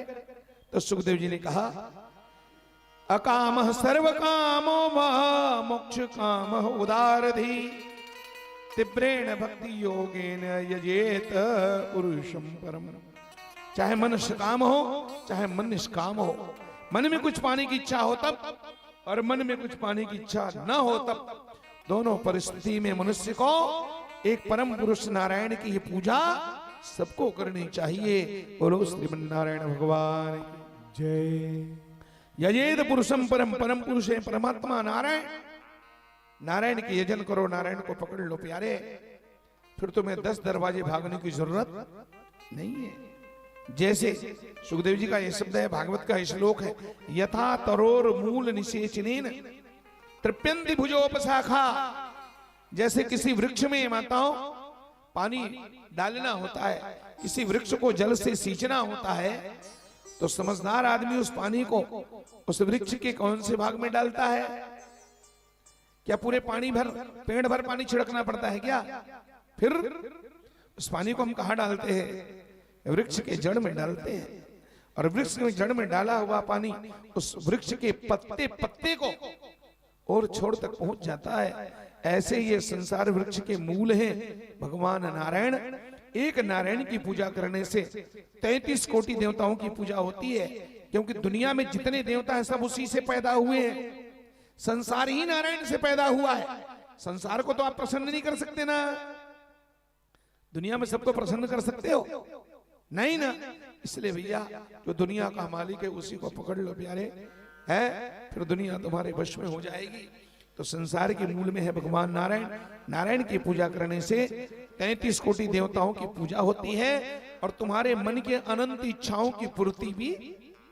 फिर तुम्हें 10 दुकान जाने की जरूरत, वो दुकान में सब कुछ मिलता है। सुई से लेकर के हेलीकॉप्टर, हवाई जहाज तक, चींटी से लेकर हाथी, बेटा बेटी सब, घर द्वार सोना चांदी हीरा मोती, और तुम्हें कहीं भागने की जरूरत नहीं है। आज सज्जनों, एक राजा ने अपने शहर में एक मीना बाजार लगवाया। और मीना बाजार में माताओं, मीना बाजार तो बराबर आप लोग भी देखे हो, पर वो मीना बाजार थोड़ा हटके है। उस मीना बाजार में राजा ने अपने जितने रजवाड़ा के सामान थे, राजसी ठाट बाट के, राजा ने रजवाड़ा के सारे सामान को मीना बाजार में लगवाया। हजारों हाथी, हजारों घोड़ा, रथ, सोना चांदी हीरा मोती, बर्तन भाड़ा, कपड़ा लत्ता, और राजा के पास जितने सामान सामग्री है सबको राजा ने मीना बाजार में लगवाया। पाम्पलेट छपवा के पूरे शहर में बंटवा दिया। इस मीना बाजार में सजा हुआ सामान पब्लिक को, दर्शकों को फ्री में दिया जाएगा, फोकट में दिया जाएगा। सामान को पाने का तरीका क्या है? राजा ने कहा था उस पैम्पलेट में, जिस आदमी को जो सामान पसंद आए वो उसके ऊपर जाके हाथ रख दे, वो सामान उसका हो जाएगा। नीचे लिखा था नो विशेष सूचना, ध्यान रहे एक आदमी को सिर्फ एक ही सामान मिलेगा, डबल मिलने वाला। राजा ने पैम्पलेट पूरे शहर में पर्ची बंटवाया। सज्जनों, भयंकर बड़ा था मीना बाजार, भयंकर लंबा चौड़ा, हाँ 2 किलोमीटर लंबा, 2 किलोमीटर चौड़ा है। वहां हजारों हाथी है ना भाई, हजारों घोड़े सजे, हजारों गाय है, बैल है, भैंस है, बड़े बड़े सांड है, अरे सब चीज सजा हुआ है। मोटर है, गाड़ी है, सैकड़ों ट्रैक्टर लगे हैं वहां, जिसको जो सामान पसंद आए, सोना चांदी हीरा मोती, कपड़ा लत्ता, मेवा मिष्ठान, क्या क्या नहीं सजे थे उस मीना बाजार में। और मीना बाजार के एक गेट बना हुआ था बहुत बड़ा, उसी गेट के बगल में राजा ने अपना सिंहासन लगवाया। और मीना बाजार के बाहर गेट के दरवाजे में, मुख्य में सिंहासन लगा करके राजा बैठ गए। दरवाजा खुला, शहर भर के लोग दौड़े, अरे बाप रे, जो घूम घूम करके भाग भाग के देखे जिसको देखे मन ललच गया। किसी ने हाथी देखा, हाथी को जाके पकड़ दिया, हाथी उसका हो गया। किसी को घोड़ा पसंद आया, घोड़े पे हाथ रखा, घोड़ा उसका हो गया। किसी को राजा के रथ पसंद आ गए तो रथ को छुआ, रथ उसका हो गया। किसी आदमी को रानी के 9 लखा हार पसंद आया, दौड़ करके हाथ लगाया, रानी का 9 लखा हार उसका हो गया। किसी को रानी की घाघरा पसंद आ गई, घाघरा चुनरी उसकी हो गई। बर्तन बड़ा, सोना चांदी, पलंग सुपेती, जिसको जो पसंद आया हाथ रखता वो उसका हो जाता है। पर मेरी माताओं, इसी मीना बाजार में एक चतुर आदमी भी गया था घूमने के लिए, इतना बुद्धिमान था वो। हाँ मेरी माताओं, उसने पहले एक बार नहीं 2-3 राउंड लगा लगा के देखा, और देखने के बाद वो सोचता है बाप रे बाप, मीना बाजार का एक एक सामान कीमती है, एक भी सामान छोड़ने फेंकने लायक नहीं है, हर सामान कीमती है।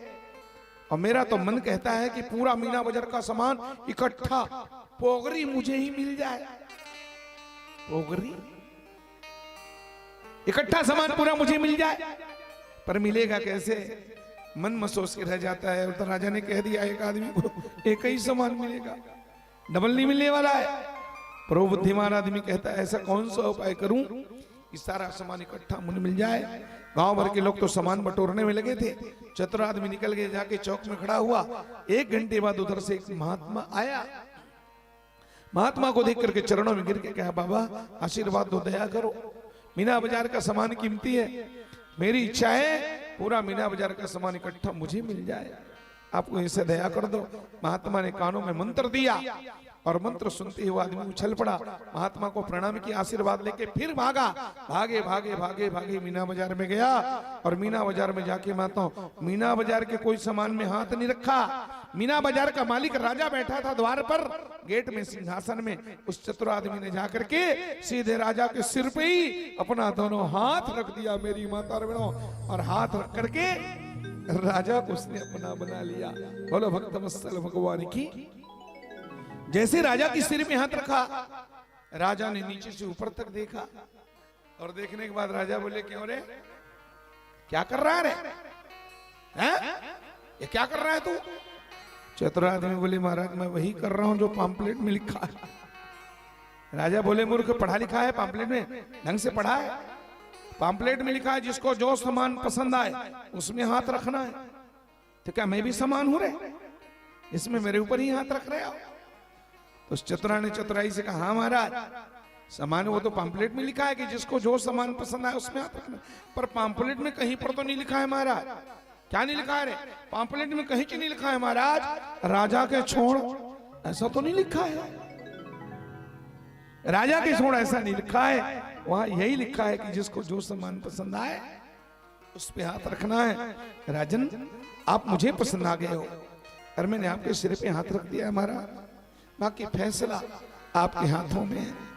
राजा परीक्षा ले रहा था, उसके भावपूर्ण उत्तरों को सुनकर के, बुद्धिमानी में उत्तर को सुनकर राजा गदगद हो गया। राजा ने सीने से लगा लिया और कहा बेटा जा, तू जीत गया मैं हार गया, मैं तेरा हो गया, मैं तेरा हो गया। उस चतुर आदमी ने एक झटके में राजा को अपना बनाया। अब सोच करके आपको बताना है, जब राजा उसका हो गया तो राजा की जितनी संपत्ति है उसकी होगी कि नहीं होगी? होगी ना, यही बुद्धिमानी की बात है। राजा के साथ उसने सारे संपत्ति पर अधिकार कर लिया, मालिक बन गया राजा की संपत्ति का। सज्जनों ये कहानी साधारण से लगती है, लेकिन इसके पीछे रहस्य ही है, ये सारा संसार मीना बाजार है, और यहाँ लाखों सामान सजे हैं, और जब से हम लोग पैदा हुए हैं तब से एक एक सामान बटोर रहे हैं। आज इसमें हाथ रखा, कल ट्रैक्टर लाया, तो परसों उसके डाली लाया है, लेकिन वो केज बिल बच गया, फिर उसको बटोरने गया, फिर नांगर लाया। जिंदगी भर एक एक सामान बटोरते बटोरते बटोरते उम्र बीत जाती है प्यारे, लेकिन हमारी इच्छा कभी पूरी न, हमारी कमियां पूरी होती है। आज ये रखो, कल वो रखो, परसों उसकी जरूरत है, नरसों, तो कितना सामान बटोरोगे तुम संसार में? अरे 60-70 साल में यहाँ तो 70 लाख सामान सजे हैं, 70 सालों में क्या करोगे? इसलिए बुद्धिमानी इसी में है, तुम संसार के पीछे मत भागो।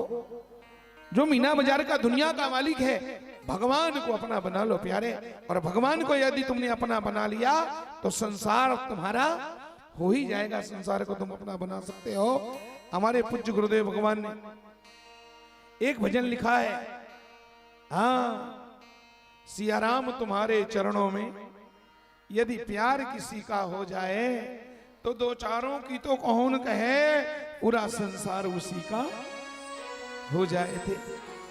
प्रहलाद तो छोटा बालक था, पर प्रेम किया परमेश्वर से, बन भक्त विभीषण शरण पड़ा तो घर द्वार उसी का।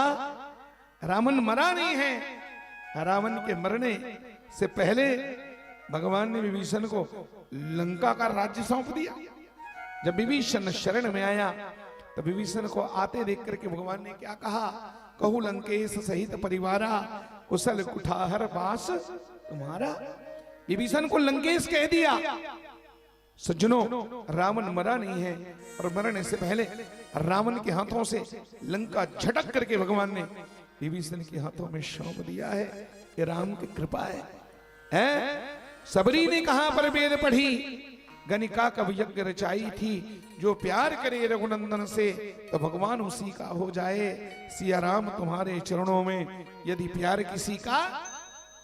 हम संसार को तो खुश नहीं कर सकते, संसार को अपना नहीं बना सकते, हम भगवान को अपना बना सकते हैं। इसलिए दुनियादारी को छोड़ो और भगवान के भक्ति में रमे रहो। अगर भगवान खुश हो जाए तो आप दुनिया को खुश कर सकते हो, बाकी भगवान को छोड़ करके आप दुनिया को खुश करने का प्रयास करोगे तो तुम अपना कलेजा भी काट के दे दोगे, दुनिया कभी तुम्हारी होने वाली। ये बात को हम जिंदगी में महसूस कर रहे हैं, देख रहे हैं।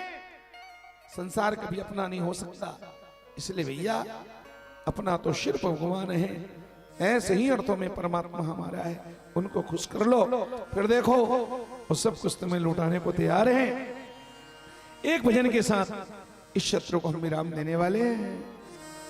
लुटा दिया भंडार मुरली वाले ने, कर दिया माला माँ मुरली वाले। लुटा दिया भंडार मुरली वाले ने, कर दिया माला माँ मुरली वाले ने। अरे लुटा दिया भंडार मुरली वाले।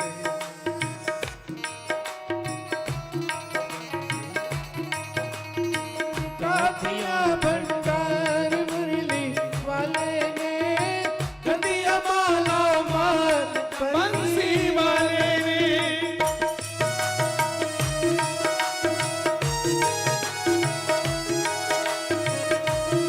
जय हो।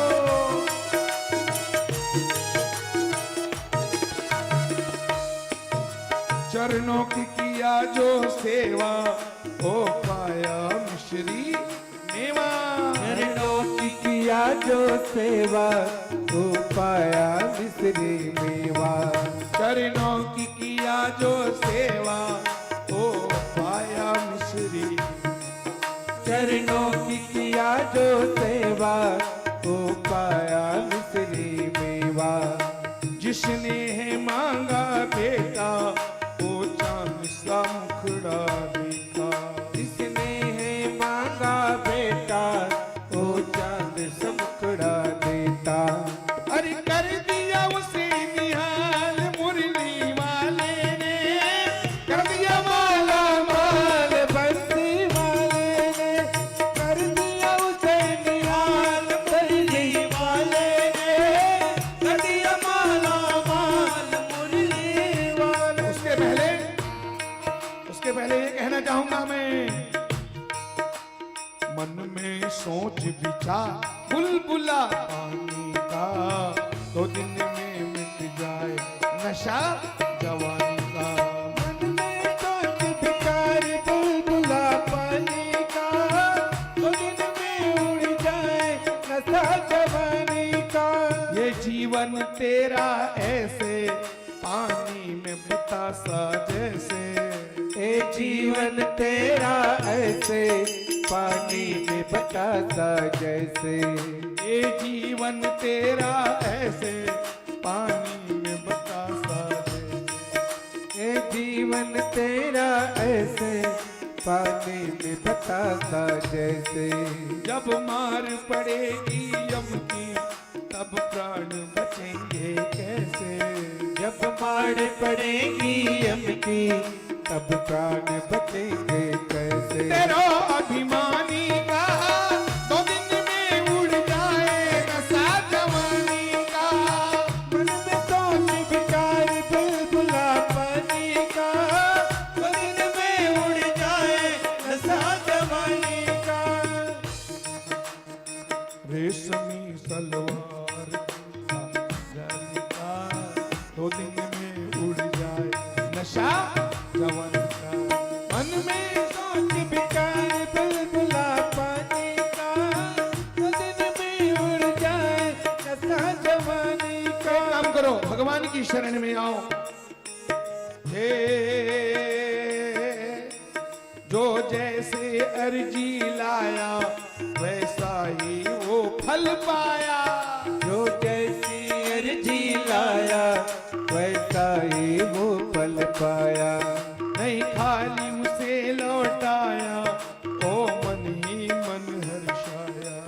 नहीं खाली उसे लौटाया ओ मन ही मन हरसाया। अरे मिटा दिया जंजाल मुरली वाले ने। मिटा दिया जंजाल मुरली वाले ने, कर दिया माला माल बंदी वाले ने। मिटा दिया जंजाल मुरली वाले ने। कर दिया माला माल बंदी वाले ने। मिटा दिया भंडार मुरली वाले ने, कर दिया माला माल बंदी वाले ने।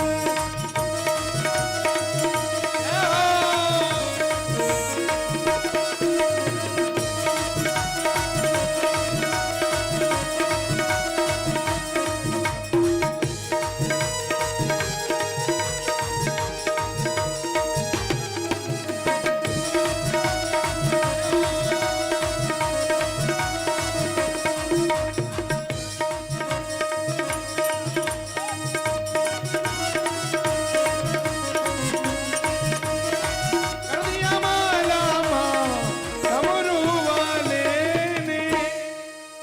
बोलो वृंदावन बिहारी लाल की जय। बोलो भक्त वत्सल भगवान की जय। श्री जगन्नाथ महाप्रभु की जय। श्री अन्नपूर्णा मैया की की जय। श्री भागवत भगवान की की जय। आज के आनंद की जय। साकरा पावन धाम की जय। बोलो ब्रह्मण देवता की जय। बोलो सदगुरुदेव भगवान की जय। नमः पार्वती पद